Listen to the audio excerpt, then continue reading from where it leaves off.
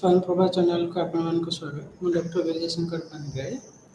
आज विषय वस्तु disorder of personality paraphilic and substance related disorder विषय आम आज पुंखानुपुंख भाव आलोचना करवा तार लक्षणावली रोगर लक्षणावली तार कारण और तार चिकित्सावली विषय आम संपूर्ण भाव में जाना। प्रथम आम डिजॉर्डर ऑफ पर्सनालिटी विषय जाना। डिजॉर्डर ऑफ पर्सनालिटी कहले कौन बुझा जाए, तार लक्षणावली कौन,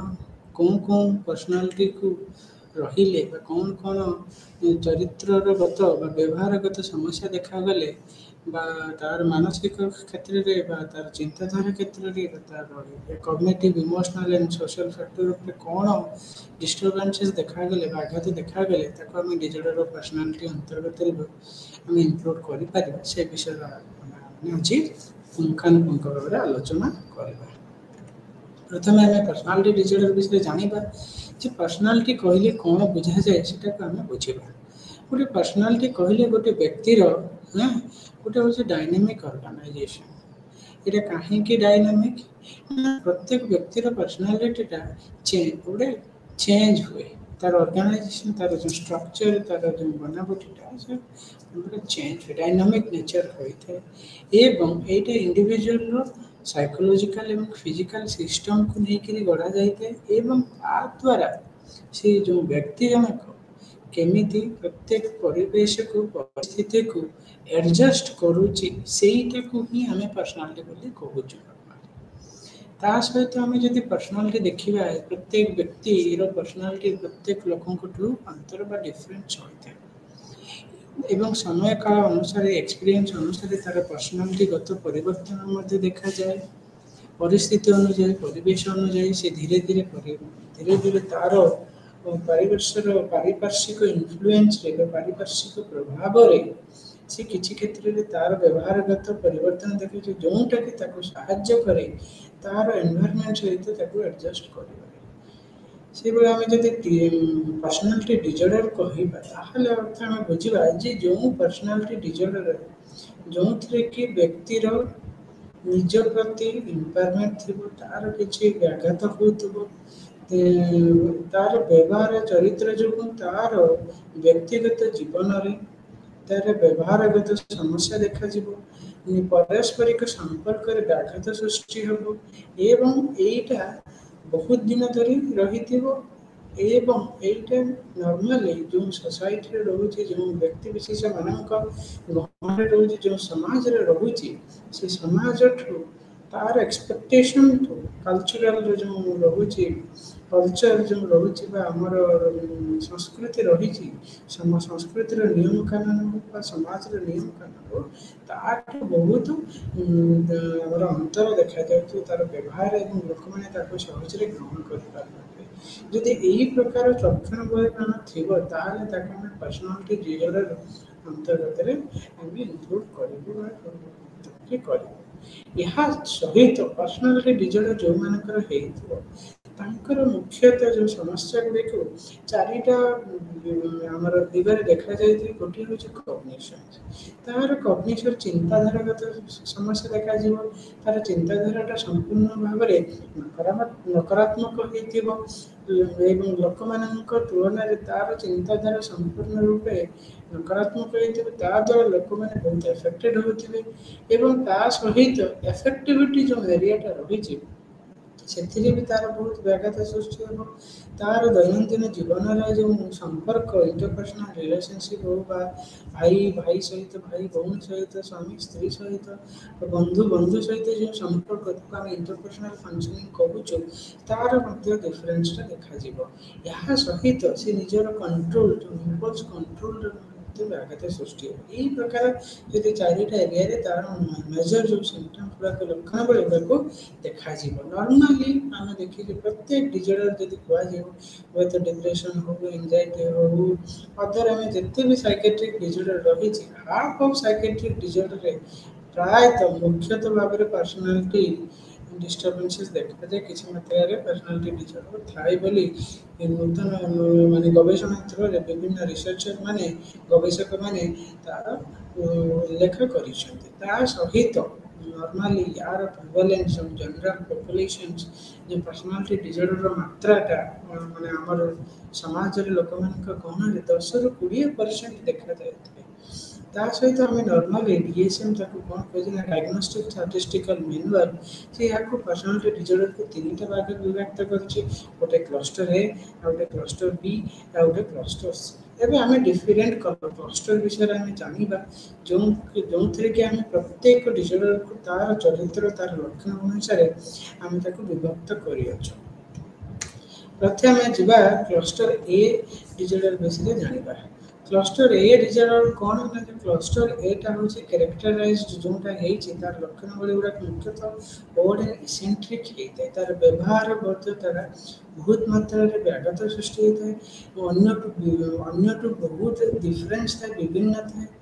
अंतर था एवं बहुत मात्रा रे नकारात्मक रे परिपूर्ण होइते एवं लोके ताको सहजरे ग्रहण करि पारନ୍ତି नहीं लोके ताको भिन्न आरे देखै दियନ୍ତି एवं समाजर जो नियम बा जो संस्कृति रो नियम जे ताट बहुत मात्रा रे तार तो डेविएट करू छबा तार अंतर्गत होछि क्लस्टर ए रे मुख्यतः हमें तीनटा कैटेगरी ऑफ पर्सनालिटी डिसऑर्डर को हमें अंतर्भुक्त करिछु गोटे रहउछि पैरानॉइड पर्सनालिटी डिसऑर्डर आ गोटे स्किजोइड पर्सनालिटी डिसऑर्डर गोटे स्किजोटाइपल पर्सनालिटी डिसऑर्डर तापर हमें क्लस्टर बी को हमें क्लासिफाई करिलु डीएसएम अनुसार गोटे होछि सेटा होछि जो क्लस्टर बी पर्सनालिटी डिसऑर्डर मुख्यतः इराटिक तार नेचर बा तार प्रकृति मुख्यतः इराटिक हेते बहुत डिस्टर्बेंसेस होते इमोशनली डिस्टर्ब रही था मुख्यतः एवं चरित्र तार लक्षण गुड़िक बहुत ड्रामाटिक प्रेजेंटेशन आकार लक्षण गुड़ाक से दर्शे था लोक सामने से ड्रामाटिक वे एक्सप्लेन करते नेचर टे ड्रामाटिक होता है से कौन कौन रही है ना anti social personality disorder anti social ASPD बोली कहूँ सर्ट फॉर्म रे borderline personality disorder BPD बोली कहूँ ता सहित histrionic and narcissistic personality disorder मध्य क्लस्टर बी अंडर हमर अंतर्गत हमें चारिटा पर्सनालिटी डिसऑर्डर को हमें अंतर्भुक्त करियौ ता सहित आ गोटे रहले क्लस्टर सी जोंठी मुख्यतः तार चरित्र बा तार लक्षण गुड़ी को संपूर्ण भाव में एंजाइटी और फियरफुलनेस रे परिपूर्ण होता है से मुख्यतः तीन प्रकार पर्सनालिटी डिसऑर्डर देखा जाइए गोटे हूँ avoidant personality disorder avoidant dependent personality disorder avoidant personality disorder और डिपेंडेंट पर्सनालिटी डिसऑर्डर और हूँ ऑब्सेसिव कंपल्सिव पर्सनालिटी डिसऑर्डर ये तीन भाग में मुख्यतः आम क्लस्टर सी को विभक्त कर प्रथम क्लस्टर ए को जानिबा क्लस्टर ए रो लक्षण गुड़ी जानिबा क्लस्टर ए रो पैरानॉइड पर्सनालिटी विषय को हम भाबरे जानिबा क्लस्टर ए पर्सनालिटी डिसऑर्डर कहले जो तार चरित्र बार तार लक्षण गुड़ी को मुख्यतः ओड हेता और माने कहीं कि तार व्यवहार तार लक्षण को अन्य तुलन रे नॉर्मल जो हमर दैनंदिन जीवन जो नॉर्मल व्यक्ति माने विशेष रही छथि जानकर कोनसी समस्या नहीं तांको तुलन रे तार व्यवहार गुडी को बहुत मात्रा रे डिफरेंस रही था सेटा समाज रे ग्रहण योग्य नहीं ता द्वारा से निजे चिंता परिपूर्ण रही एवं ता सहित मिलामिशा कर व्यक्ति विशेष मैंने बहुत मात्रा समस्या सम्मुखीन होता एवं से अलग प्रकार बिहेवियर में देखी था जोटा कि अन्य तुलन में अन्य मैंने सहजरे ग्रहण कर बेले बेले देखिए से चरित्र सन्देह भाव रही दूरे की रे नॉर्मल लोक सबकि ठीक किंतु चरित्रगत से अलग प्रकार व्यवहार करते प्रत्येक लोक तो सामान नुहति किंतु व्यवहार चरित्रगत समस्या लक्षण बड़ी गुड़ाक जो संस्कृति रही समाज नियम कानून रही है बहुत मात्रा आमर तफात देखा जाए व्यवहार अन्य तुलन से आम प्रथम जावा क्लस्टर ए पैरानॉइड पर्सनालिटी डिसऑर्डर पैरानॉइड मुख्यतः लॉन्ग लास्टिंग सस्पिशियसनेस ନିଶ୍ଚୟ ରହିବ ଲଙ୍ଗ ଲାଷ୍ଟିଂ। ତାର ଯେଉଁ ଲକ୍ଷଣ ଗୁଡ଼ିକ ତାର ଚରିତ୍ର ଗୁଡ଼ିକ ବହୁତ ଦିନ ଧରି ରହିବ, ବହୁତ ଦିନ ଧରି। କାହିଁକି ନା ବହୁତ ଦିନ ମାନେ ସେ ଧୀରେ ଧୀରେ ଧୀରେ ଧୀରେ ତାର ଚରିତ୍ରଟା ଯେତେବେଳେ ଆମେ ଦେଖିଛୁ, ଗୋଟେ ବିହେଭିୟରଟା ଗୋଟେ ଚରିତ୍ରକୁ ଆସିବା ପାଇଁ ହେଲେ ତାକୁ ଆଗେ ବିହେଭିୟର ଲିଡ୍ସ ଟୁ ଆଗେ thoughts leads to action, action leads to behaviour and behaviour leads to character, character leads to personality. এইভাবে ଅନୁସାରେ ବହୁତ ସମୟ ଲାଗେ ଗୋଟେ ଚିନ୍ତାରୁ ବିହେଭିୟରରୁ ହେଇକି ତାକୁ ଆମେ ପର୍ସନାଲିଟି ଆଡ଼କୁ ଯିବା। ସେଇଥିପାଇଁ ଏ ଯେଉଁ ସିମ୍ପଟମ୍ସ ଏଇ ଯେଉଁ ଲକ୍ଷଣ ଗୁଡ଼ିକ ବହୁତ ଦିନ ଧରିଥାଏ, ସେ ଲକ୍ଷଣ ଗୁଡ଼ିକ ମୁଖ୍ୟତଃ ତାଙ୍କର ସସ୍ପିସିୟସନେସ୍ ନେଚର ରହିଥାଏ, ମାନେ ସନ୍ଦେହ ପରିପୂର୍ଣ୍ଣ। ପ୍ରତ୍ୟେକ ଲୋକଙ୍କୁ ସନ୍ଦେହ ଆଖିରେ ଦେଖିବା, ପ୍ରତ୍ୟେକ ଲୋକଙ୍କୁ ଚିନ୍ତା କରିବା ଯେ ମୋ ବିଷୟରେ ମୋ ବିରୁଦ୍ଧରେ କିଛି ଚକ୍ରାନ୍ତ ଚଳାଉଛି, ଅନ୍ୟମାନଙ୍କୁ ଅବିଶ୍ୱାସ ଦୃଷ୍ଟିରେ ଦେଖିବା, କାହାରିକୁ ବିଶ୍ୱାସ ରଖିବେ ନାହିଁ, ଅନ୍ୟ ପ୍ରତି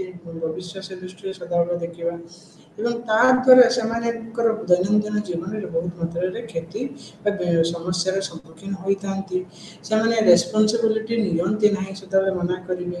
ସଦାବେଳେ ଯୁକ୍ତିଯୁକ୍ତ କରିବେ, ରାଗ ରୋଷ ଅନ୍ୟମାନଙ୍କର ରଖିବେ, ଛୋଟ ଛୋଟ କଥାରେ ରାଗିଯିବେ, ଛୋଟ ଛୋଟ ତାଙ୍କର ଦୁଃଖ ତାଙ୍କର ଯେଉଁ ଅଯୌକ୍ତିକର କଥା ଗୁଡ଼ାକୁ ସେମାନେ ପ୍ରକାଶ କରିବେ, ଶତ୍ରୁତାପୂର୍ଣ୍ଣ ମନୋଭାବ ରଖିବେ। ଏହି ପ୍ରକାର ଯଦି ଆମର ଶତ୍ରୁତାପୂର୍ଣ୍ଣ ମନୋଭାବ ବା ରାଗ ମନୋଭାବ ବା ଅବିଶ୍ୱାସ ବା ସନ୍ଦେହଯୁକ୍ତ ମନୋଭାବ ରଖିଲେ ତାକୁ ଆମେ ମୁଖ୍ୟତଃ ଏଇ ଲକ୍ଷଣ ଗୁଡ଼ିକ ଏଇ ଭିତରେ ହିଁ ରହିଥାଏ। ଏଇ ଯେଉଁ ଲକ୍ଷଣ ରହିଲେ ଆମେ ତାକୁ ପାରାନଏଡ୍ ପର୍ସନାଲିଟି ଡିସଅର୍ଡର ବୋଲି କହୁଛୁ। ସେଇଭଳି ଭାବରେ ସ୍କିଜଏଡରେ ଆମେ ସେମାନେ ନର୍ମାଲି କ'ଣ ହୋଇଥାଏ ନା ଡିସ୍କମ୍ଫର୍ଟ ୱିଥ୍ ହ୍ୟୁମାନ୍ ଇଣ୍ଟରାକ୍ସନ୍। ସେମାନେ ମୁଖ୍ୟତଃ ଅନ୍ୟମାନଙ୍କ ସହିତ ମିଳାମିଶା କରିବାକୁ ପସନ୍ଦ କରେନି, ସଦାବେଳେ ନିଜେ ନିଜେ ରହିବେ, ନିଜେ ଏକା ରହିବାକୁ ଏକାକୀ ରହିବାକୁ ପସନ୍ଦ କରିବେ, କାହା ସହିତ ଏତେ ମିଳାମିଶା କରନ୍ତି ନାହିଁ। ତାଙ୍କର ବନ୍ଧୁବର୍ଗ କୁଆ ବା ଗୋଟିଏ ଅଧେ ଥିବେ। ତାଙ୍କର ଯେଉଁ ଇମୋସନ୍, ତାଙ୍କର ଯେଉଁ ଭାବନାଟା ମୁଖ୍ୟତଃ ଗୋଟିଏ କନଷ୍ଟ୍ରିକ୍ଟେଡ୍ ହେଇଥାଏ, ସେମ୍ ହିଁ ରହିଥାଏ। ନା ହସ ନା ଦୁଃଖ ନା କାନ୍ଦ, ସେ ଏଫେକ୍ଟ ଗୋଟେ ତାଙ୍କର ଇମୋସନ୍ ବା ଏଫେକ୍ଟଟା ବହୁତ ମାତ୍ରାରେ କନଷ୍ଟ୍ରିକ୍ଟେଡ୍ ହୋଇଥାଏ। ଇଣ୍ଟ୍ରୋଭର୍ସନ୍ ହେଇଥାନ୍ତି, ନିଜକୁ ନିଜ ଭିତରେ ରଖିବେ, କାହା ସହିତ ମିଳାମିଶା ସମ୍ପୂର୍ଣ୍ଣ ଭାବରେ ହୃଦୟଖୋଲା ଭାବରେ ମିଳିମିଶି ପାରିବେ ନାହିଁ। ଏହି ପ୍ରକାରର ଯଦି କିଛି ଲକ୍ଷଣ ଭଳି ଦେଖାଯାଏ କୌଣସି ବ୍ୟକ୍ତି ବିଶେଷମାନଙ୍କ କ୍ଷେତ୍ରରେ, ତାକୁ ଆମେ କହୁଛୁ ସ୍କିଜଏଡ୍ ପର୍ସନାଲିଟି ଡିସଅର୍ଡର ବୋଲି। ସେଇଭଳି ଭାବରେ ସ୍କିଜୋଟାଇପାଲଟାକୁ ଆମେ କ'ଣ କହୁଛୁ ନା ତାଙ୍କର ବ୍ୟବହାର ବା ତାଙ୍କର ଚିନ୍ତାଧାରାରେ କିଛି ମାତ୍ରାରେ ଆମେ ମ୍ୟାଜିକାଲ ଥିଙ୍କିଂ ପ୍ୟାଟର୍ନଟା ଦେଖୁଛୁ। ସେତେବେଳେ ଫାଣ୍ଟାସି ଜୀବନରେ ରୁହନ୍ତି, ଗୋଟେ ଅଲଗା ପ୍ରକାରର ନୋସନ ବା ରେଫରେନ୍ସ ଦିଅନ୍ତି, ତାଙ୍କର ଇଲ୍ୟୁଜନ୍ ସଦାବେଳେ ରହେ, ଭ୍ରାନ୍ତ ଧାରଣା ବହୁତ ରହିଥାଏ। ସଦାବେଳେ ନିଜକୁ ରିଏଲାଇଜେସନ୍ କରନ୍ତି ସିଚୁଏସନକୁ, ଏଇ ନାହିଁ ମୁଁ ଏଇଟା ହେଇଥିଲେ ହେଇଥାନ୍ତା। ତେଣୁ ବହୁତ ପ୍ରକାରରେ ଆମର ତାଙ୍କର ଚରିତ୍ରଗତ ବା ବ୍ୟବହାରଗତ ସମସ୍ୟା ଦେଇଥାଏ, ଏବଂ ଯେଉଁଟାକି ତାଙ୍କର ଦୈନନ୍ଦିନ ଜୀବନରେ ତାଙ୍କର ଅକୁପେସନାଲ ଲାଇଫ୍ ହଉ ବା ତାଙ୍କର ପାରିବାରିକ ଜୀବନ ହଉ ବା ତାଙ୍କର ସ୍ୱତନ୍ତ୍ର ଜୀବନରେ ବି ମଧ୍ୟ କିଛି ମାତ୍ରାରେ ବିଘାତ ସୃଷ୍ଟି କରିଥାଏ।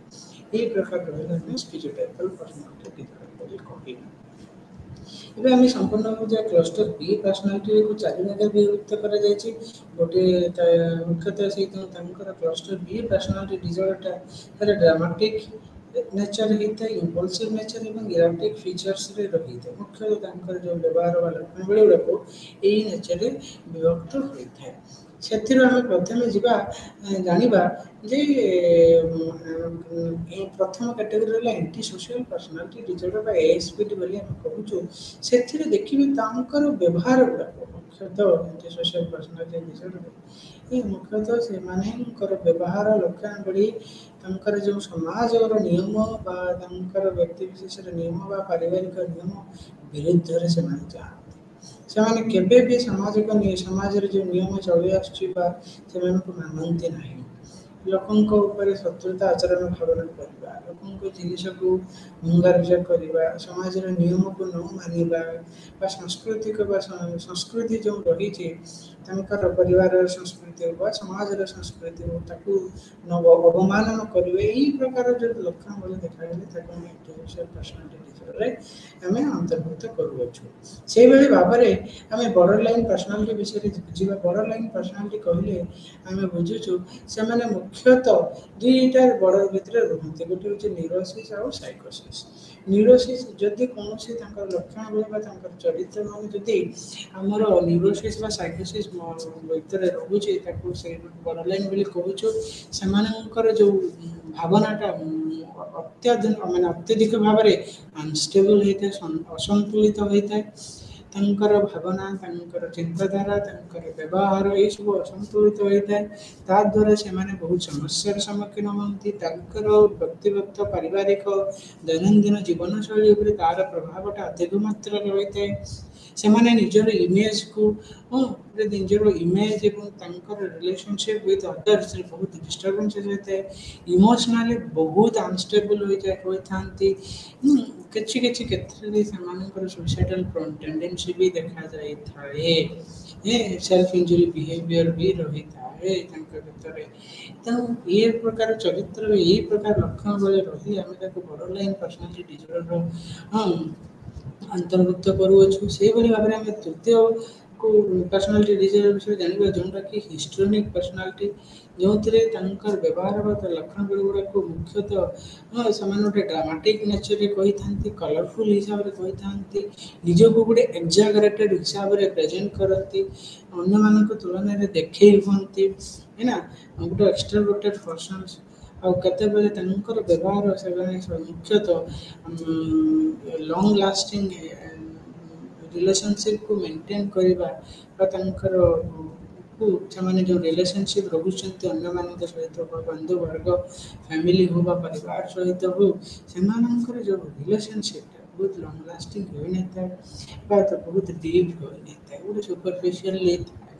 ଚଳନୀୟ ହିସାବରେ ଥାଏ। ତେଣୁ ଏ ପ୍ରକାର ରହିଲେ ନେଚର ଯେଉଁ ବ୍ୟକ୍ତି ବିଶେଷମାନଙ୍କ କ୍ଷେତ୍ରରେ ତାକୁ ଆମେ ହିଷ୍ଟ୍ରୋନିକ୍ ପର୍ସନାଲିଟି ଡିସଅର୍ଡର ବୋଲି କହିବୁ। ସେଇଭଳି ଭାବରେ ଲାଷ୍ଟ କ୍ୟାଟେଗୋରୀ ହେଉଛି ନାର୍ସିସିଷ୍ଟିକ୍, ଯେଉଁଥିରେ କି ତାଙ୍କର ଗୋଟେ ହାଇଟେଣ୍ଡ ସେନ୍ସ ଅଫ୍ ସେଲ୍ଫ ଇମ୍ପୋର୍ଟାନ୍ସ, ନିଜକୁ ଅତ୍ୟଧିକ ଭାବରେ ଗୁରୁତ୍ୱ ଦେବା, ନିଜ ବିଷୟରେ ସମ୍ପୂର୍ଣ୍ଣ ଭାବରେ ନିଜକୁ ଫୁଲେଇ ହେଇକି ବଡ଼ ବଡ଼ କଥା କହିବା, ନିଜ ବିଷୟରେ ନିଜର ଗୋଟେ ବଡ଼ ବଡ଼ ଆଶା କରିବା, ନିଜ ଭିତରେ ଭାବିବା ଯେ ମୁଁ ଗୋଟେ ମହାନ ବ୍ୟକ୍ତି ବିଶେଷ, ନିଜକୁ ଗୋଟେ ଗ୍ରାଣ୍ଡିୟସ୍ ଫିଲିଂ ଆଣିବା, ମହାନ ବ୍ୟକ୍ତି ବିଶେଷ ବୋଲି ଭାବିବା। ମୁଁ ଭଗବାନଙ୍କ ଗୋଟେ ଉଦାହରଣ ସ୍ୱରୂପ ମୁଁ ଗୋଟେ ଭଗବାନଙ୍କ ଗୋଟେ ସ୍ୱରୂପ ହଉ ବା ମୁଁ ନିଜେ ଗୋଟେ ସୁପ୍ରିମ୍ ପାୱାର ଧରିଛି, ମୁଁ ଯାହା ଚାହିଁବି ସେ କରିପାରିବି, ଏହି ପ୍ରକାର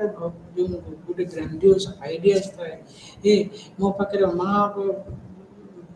ପାୱାର ରହିଛି ଯାହାଦ୍ୱାରା କି ମୁଁ ସମାଜକୁ ଚାହିଁଲେ ପରିବର୍ତ୍ତନ କରିପାରିବି। ଏ ପ୍ରକାର ଯେଉଁ ଚିନ୍ତାଧାରା ବା ମନୋଭାବ ବା ଭାବନା ଯେଉଁ ବ୍ୟକ୍ତି ବିଶେଷ ମାନଙ୍କ କ୍ଷେତ୍ରରେ ଥାଏ ତାକୁ ଆମେ ନାର୍ସିସିଷ୍ଟିକ୍ ସେଲ୍ଫ ଲଭ୍, ନାର୍ସିୟସ୍ କୁହନ୍ତି ସେଲ୍ଫ ଲଭ୍, ନିଜକୁ ନିଜେ ବହୁତ ଭଲ ପାଇବା, ନିଜର ଗୁଣାବଳୀକୁ ଅନ୍ୟମାନଙ୍କ ତୁଳନାରେ ବହୁତ ବଡ଼ ଆକାରରେ କହିବା, ଏହି ପ୍ରକାର ଚରିତ୍ର ବା ଲକ୍ଷଣ ଭଳି ଦେଖାଗଲେ ଆମେ ତାକୁ ନାର୍ସିସିଷ୍ଟିକ୍ ପର୍ସନାଲିଟି ଡିସଅର୍ଡର ବୋଲି ଆମେ କହୁଛୁ। ସେଇଭଳି ଭାବରେ ଆମେ ଯିବା କ୍ଲଷ୍ଟର ସି ପର୍ସନାଲିଟି ଡିସଅର୍ଡର ବିଷୟରେ ବୁଝିବା। ସେଥିରେ ତିନିଟା କ୍ୟାଟେଗୋରୀ ରହିଛି, ଗୋଟେ ଆଭଏଡେଣ୍ଟ, ଡିପେଣ୍ଡେଣ୍ଟ ଏବଂ ଅବସେସିଭ କମ୍ପଲସିଭ ପର୍ସନାଲିଟି ଡିସଅର୍ଡର। ଏଇ ମୁଖ୍ୟ ଯେଉଁ ତିନିଟା କ୍ୟାଟେଗୋରୀ ରହିଲେ, ଏଇ ତିନିଟା କ୍ୟାଟେଗୋରୀ ତାର ମୁଖ୍ୟ ଯେଉଁ କ୍ଲିନିକାଲ ଫିଚର୍ସ ଗୁଡ଼ାକ ମୁଖ୍ୟତଃ ଏଂସିୟସ୍ ବା ଫିୟରଫୁଲ୍ ନେଚରରେ ରହିଥାନ୍ତି। ମୋଷ୍ଟଲି ସେମାନେ ରିଜେକ୍ସନକୁ ଭେରି ସେନ୍ସିଟିଭ୍। ଆଭଏଡେଣ୍ଟ ମାନେ ଯେଉଁ ପ୍ରକାର ରହିଲେ ସେମାନେ ରିଜେକ୍ସନ୍ ସହିପାରିବେ, କେହି ତାକୁ ଯଦି ଆମେ ରିଜେକ୍ଟ କରିଲୁ ସେମାନେ ରିଜେକ୍ଟକୁ କେବେ ସହିପାରିବେ ନାହିଁ। ମୁଁ ଯଦି ସାଙ୍ଗ ସହିତ ଗୋଟେ ଗ୍ରୁପ୍ର ସାଙ୍ଗ 4-5 ଜଣ ରହିଛୁ, 4-5 ଜଣ ଗ୍ରୁପ୍ରୁ 3-4 ଜଣ ଅଲଗା ହେଇଗଲେ, ମୋତେ ଅଲଗା, ସେମାନେ ସେଟାକୁ ସହଜରେ ଗ୍ରହଣ କରିପାରନ୍ତି ନାହିଁ। ସୋସିଆଲି ୱିଡ୍ରନ୍ ଲାଇଫ୍ ସେମାନେ ସଦାବେଳେ ମାନେ ସେଇଥିପାଇଁ ସେମାନେ ସମାଜରୁ ସଦାବେଳେ ୱିଡ୍ରନ୍ ହେଇକି ରହିଥାନ୍ତି। ତା ଅର୍ଥ ନୁହେଁ ଯେ ସେମାନେ Sai nature but not a social. ସେମାନେ ମୁଖ୍ୟତଃ ଲାଜକୁଳା ସ୍ୱଭାବର ହେଇଥାନ୍ତି କିନ୍ତୁ ଏସୋସିଆଲ୍ ହୁଅନ୍ତି। ତାଙ୍କର କମ୍ପେନସେସନ୍ ପାଇଁ ଅନ୍ୟମାନଙ୍କ ସହିତ ମିଳାମିଶା କରିବା ପାଇଁ ବହୁତ ଇଚ୍ଛା ଥାଏ, ବଟ୍ ନିଜ ଭିତରେ ଗୋଟେ ଇନଫେରିୟରିଟି ଭାବନା ଥାଏ ଯେ ମୁଁ ଅନ୍ୟ ତୁଳନାରେ ବହୁତ କମଜୋର, ତାଙ୍କ ତୁଳନା ହିସାବରେ ମୁଁ ଏତେ ସ୍ମାର୍ଟ ନୁହେଁ, ଏତେ ମୋର ଚିନ୍ତାଧାରା ଏତେ ମାର୍ଜିତ ନୁହେଁ, ମୁଁ ଅନ୍ୟମାନଙ୍କ ତୁଳନାରେ ନିମ୍ନ ହେଇଯାଉଛି। ଏହି ପ୍ରକାର ଭାବନା ଯୋଗୁଁ ସେମାନେ ସମାଜରେ ଅନ୍ୟମାନଙ୍କ ତୁଳନାରେ ନିଜକୁ ନିଜେ ଇନଫେରିୟର ଫିଲ୍ କରନ୍ତି ଏବଂ ଏକ୍ସଟ୍ରିମଲି ସେମାନେ ସେନ୍ସିଟାଇଜ୍ ଯାଇଥାନ୍ତି ରିଜେକ୍ସନ୍ ପାଇଁ। ସେଇଭଳି ଭାବରେ ଡିପେଣ୍ଡେଣ୍ଟ ପର୍ସନାଲିଟି ମାନେ ମୁଖ୍ୟତଃ ସେମାନେ କ'ଣ କରିବେ ନା କିଛି କିଛି ବ୍ୟକ୍ତି ବିଷୟରେ ଦେଖିବେ ଆପଣମାନେ ସେ ଅନ୍ୟମାନଙ୍କ ଉପରେ ପ୍ରତ୍ୟେକ କ୍ଷେତ୍ରରେ ଡିପେଣ୍ଡ ହେବେ ପ୍ରତ୍ୟେକ କ୍ଷେତ୍ରରେ ତାଙ୍କୁ ସାହାଯ୍ୟ ମାଗିବେ ତାଙ୍କର ଏକ୍ସପିରିଏନ୍ସ ମାଗିବେ ଏନିଥିଙ୍ଗ ଏବଂ ନିଜର ଯେଉଁ ଆତ୍ମବିଶ୍ୱାସଟା ସେମାନେ ହରେଇ ବସେଇଥାନ୍ତି ନିଜ ବିଷୟରେ ଯେ ମୁଁ ନିଜେ କରିପାରିବି କୌଣସି କାମ ଛୋଟ ଛୋଟ କାମ ବି ସେମାନେ ଅନ୍ୟମାନଙ୍କର ସାହାଯ୍ୟ କରିବେ ଅନ୍ୟମାନଙ୍କର ପରାମର୍ଶ ନେବେ ଏଇ ଯେଉଁ ପ୍ରକାର ବ୍ୟବହାର ବା ଲକ୍ଷଣାବଳୀ ଦେଖିବେ ତାକୁ ଆମେ କହୁଛୁ ଡିପେଣ୍ଡେଣ୍ଟ ପର୍ସନାଲିଟି ଡିଜର୍ଡର ବୋଲି କହୁଛୁ ସେଇଭଳି ଭାବରେ ଅବସେସିଭ କମ୍ପଲସିଭ ପର୍ସନାଲିଟି ଡିଜର୍ଡରରେ ମୁଖ୍ୟତଃ ତାଙ୍କର ଲକ୍ଷଣାବଳୀ ଗୁଡ଼ାକୁ ଅର୍ଡରଲି ରହିବେ ଦେଖିବା ଆମେ ଓସିଡି ସିମ୍ପଟମ୍ସ ବିଷୟରେ ଯେମିତି ଜାଣିଥିଲେ ଏଇ ଯେଉଁ ଓସିଡି ଡିଜର୍ଡର ଆମେ ଯଦି ଅବସେସିଭ କମ୍ପଲସିଭ ଡିଜର୍ଡର ଯେଉଁଟା କହିଥିଲୁ ମୁଖ୍ୟତଃ ଅବସେସିଭ କମ୍ପଲସିଭ ଡିଜର୍ଡର ଏଇ ଅବସେସିଭ କମ୍ପଲସିଭ ପର୍ସନାଲିଟି ପ୍ୟାଟର୍ନଟା ତାଙ୍କ ଭିତରେ ବହୁତ ମାତ୍ରାରେ ଦେଖାଯାଏ ସେମାନେ ମୁଖ୍ୟତଃ ଦେଖିବେ ଅବସେସିଭ କମ୍ପଲସିଭ ପର୍ସନାଲିଟି ଯେଉଁ ଡିଜର୍ଡରଟା ଯେଉଁମାନଙ୍କୁ ହେଇଥିବ ସେମାନଙ୍କର ବ୍ୟବହାରଟା ବହୁତ ମାତ୍ରାରେ ଅର୍ଡରଲି ଥିବ ସିଷ୍ଟମେଟିକ୍ ଥିବ ଏବଂ ସେମାନେ ବହୁତ ଷ୍ଟବର୍ନ ହେଇଥାନ୍ତି ନିଜର ଡିସିସନ୍ସଟାକୁ ଇଣ୍ଡିସିସିଭନେସ୍ ହେଇଥାନ୍ତି ଗୋଟିଏ essential features of the disorder ସେମାନେ ପରଫେକ୍ସନିଷ୍ଟ ହେଇଥାନ୍ତି ଏଣ୍ଡ ଇନଫ୍ଲେକ୍ସିବିଲିଟି ଫ୍ଲେକ୍ସିବିଲିଟି କେବେ ହେବେନି ଇନଫ୍ଲେକ୍ସିବିଲିଟି ବହୁତ ପରଫେକ୍ସନିଷ୍ଟ ଏତେ ମାତ୍ରାରେ ପରଫେକ୍ସନ ଏତେ ମାତ୍ରାରେ ଅର୍ଡରଲି ହେଇଥିବେ କି ଯାହାଦ୍ୱାରା କି ତାଙ୍କର ଦୈନନ୍ଦିନ ଜୀବନରେ ବହୁତ ମାତ୍ରାରେ ବ୍ୟାଘାତ ସୃଷ୍ଟି ହୁଏ ଏବେ ଆମେ ଧୀରେ ଷ୍ଟେପ୍ ବାଇ ଷ୍ଟେପ୍ ପ୍ରତ୍ୟେକ ଡିଜର୍ଡରର କିଛି କ୍ଲିନିକାଲ କ୍ରାଇଟେରିଆ ବିଷୟରେ ଜାଣିବା ପ୍ରଥମେ କ୍ଲଷ୍ଟର 1ର ପାରାନଏଡ୍ ପର୍ସନାଲିଟି ଡିଜର୍ଡର ଦେଖିବା ପାରାନଏଡ୍ ପର୍ସନାଲିଟି ଡିଜର୍ଡର ତାର କ'ଣ କ୍ଲିନିକାଲ ଫିଚର ରହିଲେ ଆମେ ତାକୁ ପାରାନଏଡ୍ ପର୍ସନାଲିଟି ଡିଜର୍ଡର କହିବୁ ତା ବିଷୟରେ ଆମେ ସମ୍ପୂର୍ଣ୍ଣ ଭାବରେ ଜାଣିବା ପ୍ରଥମେ ଆମେ ଦେଖିବା ଯେଉଁ କ୍ଲିନିକାଲ କ୍ରାଇଟେରିଆ ରହିଛି ତାଙ୍କ ଭିତରେ ପ୍ରଥମ ରହିଲା ମୁଖ୍ୟ କ'ଣ ତାଙ୍କର ଲକ୍ଷଣାବଳୀ ସେମାନେ ମୁଖ୍ୟତଃ ସନ୍ଦେହ କରିଥାନ୍ତି ଅନ୍ୟମାନଙ୍କୁ ସହଜରେ ବିଶ୍ୱାସ କରନ୍ତି ନାହିଁ ସନ୍ଦେହ ଦୃଷ୍ଟିରେ ସମସ୍ତଙ୍କୁ ଦେଖିବେ କୌଣସି କ୍ଷେତ୍ରରେ ଅନ୍ୟକୁ ସାହାଯ୍ୟ ବା ସରି ଅନ୍ୟ ପ୍ରତି ବିଶ୍ୱାସ ଭାବନାଟା ସେମାନେ ରଖନ୍ତି ଯାହାଦ୍ୱାରା ସେମାନଙ୍କର ନିଜର ଦୈନନ୍ଦିନ ଜୀବନର ଯେଉଁ ଅନ୍ୟମାନଙ୍କର ସମ୍ପର୍କଟା ତାଙ୍କର ବ୍ୟାଘାତ ସୃଷ୍ଟି ହୋଇଥାଏ ଦୈନନ୍ଦିନ ଜୀବନ ଶୈଳୀ ବି ମଧ୍ୟ ତାଙ୍କ ଏଇ ବ୍ୟବହାର ଯୋଗୁଁ ବହୁତ ବ୍ୟାଘାତ ସୃଷ୍ଟି ହୋଇଥାଏ ସେମାନେ ସହଜରେ ନା ଡାଉଟ୍ସ କରିବେ ଅନ୍ୟକୁ ଉପରେ ଅବିଶ୍ୱାସ କରିବେ ତାଙ୍କର ଲୟାଲିଟି ବା ତାଙ୍କର ଭରସାକୁ ଉପରେ ତାଙ୍କର ସନ୍ଦେହ ଭାବନା ରଖିବେ ସେ ହୁଏତ ଫ୍ରେଣ୍ଡସ୍ ହୋଇଥାନ୍ତୁ ସେ ହୁଏତ ବନ୍ଧୁବର୍ଗ ହୋଇଥାନ୍ତୁ ତାଙ୍କ ପ୍ରତି ମଧ୍ୟ ବିନା କାରଣରେ ଅକାରଣରେ ବା ସେମାନେ ଅଯୁକ୍ତିକର ଭାବରେ ତାଙ୍କ ପ୍ରତି ସନ୍ଦେହ ଭାବନା ରଖନ୍ତି ଏବଂ ନିଜକୁ ସେମାନେ ତାକୁ ପ୍ରୁଭ୍ କରିବା ପାଇଁ ଚେଷ୍ଟା ମଧ୍ୟ ଚଳାଇଥାନ୍ତି ନିଜର କାରଣ ସେମାନେ ଇଲୋଜିକାଲ ରିଜନ୍ ଦେଇକି ମଧ୍ୟ କିଛି କ୍ଷେତ୍ରରେ ସେମାନେ ତାକୁ ପ୍ରୁଭ୍ କରିବା ପାଇଁ ବି ଚେଷ୍ଟା କରିଥାନ୍ତି ଏବଂ ସଦାବେଳେ ପ୍ରି ଅକୁପେସନ୍ ମନ ଭିତରେ ବାରମ୍ବାର ସେମାନଙ୍କ ଭିତରେ ଗୋଟେ ଥାଏ ଯେ ମୋ ବିରୁଦ୍ଧରେ କିଏ କୌଣସି ପ୍ରକାର ଚକ୍ରାନ୍ତ କୂଟନୀତି କିଏ କରୁଛି ମୋ ବିରୁଦ୍ଧରେ ଏ ପ୍ରକାର ବି ମନୋଭାବ ରଖନ୍ତି ଅନ୍ୟମାନଙ୍କ ପ୍ରତି ତା ସହିତ ସେମାନେ ସଦାବେଳେ ଭାବନ୍ତି କି ମୋର ଚରିତ୍ର ପ୍ରତି ମୋର ବ୍ୟକ୍ତି ବିଶେଷ ପ୍ରତି ମୋର କ୍ୟାରେକ୍ଟର ବା ମୋର ରେପୁଟେସନ୍ ରହିଛି ମୋର ଯେଉଁ ଖ୍ୟାତି ରହିଛି ତା ପ୍ରତି ସଦାବେଳେ ସେମାନେ ସଜାଗ ହୁଅନ୍ତି ଏବଂ ଯେତେବେଳେ ଭାବନ୍ତି ଯେ ଅନ୍ୟମାନେ ମୋର ରେପୁଟେସନ୍ ଏବଂ କ୍ୟାରେକ୍ଟର ଉପରେ ଆଘାତ ପକାଇବାକୁ ବାରମ୍ବାର ଚେଷ୍ଟା କରୁଛନ୍ତି ବା ବାରମ୍ବାର ଆଘାତ କରିବା ପାଇଁ ଲୋକମାନଙ୍କ ମାନେ ବହୁତ ଚେଷ୍ଟା କରୁଛନ୍ତି ସେଇ ପ୍ରକାର ମନୋଭାବ ସେମାନେ ରଖିଥାନ୍ତି ମୁଖ୍ୟତଃ ଏଇ ଯେଉଁ ମନୋଭାବ ଏଇ ଯେଉଁ ଲକ୍ଷଣ ଯୋଗୁଁ ତାଙ୍କର ବ୍ୟବହାରରେ ବହୁତ କ୍ଷେତ୍ରରେ ପରିବର୍ତ୍ତନ ଯୋଉ ଦେଖାଯାଏ ଯେଉଁଟାକି ସମାଜରେ ଏବଂ ସାଂସ୍କୃତିକ ସମାଜର ସଂସ୍କୃତି ଯେଉଁ ନିୟମ ରହିଛି ପ୍ରଥା ରହିଛି ତାଠୁ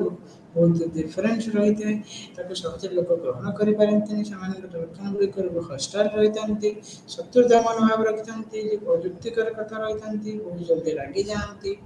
ଚିଡ଼ଚିଡ଼ାପଣ ତାଙ୍କ ଭିତରେ ବହୁତ ଦେଖାଯାଏ ଏବଂ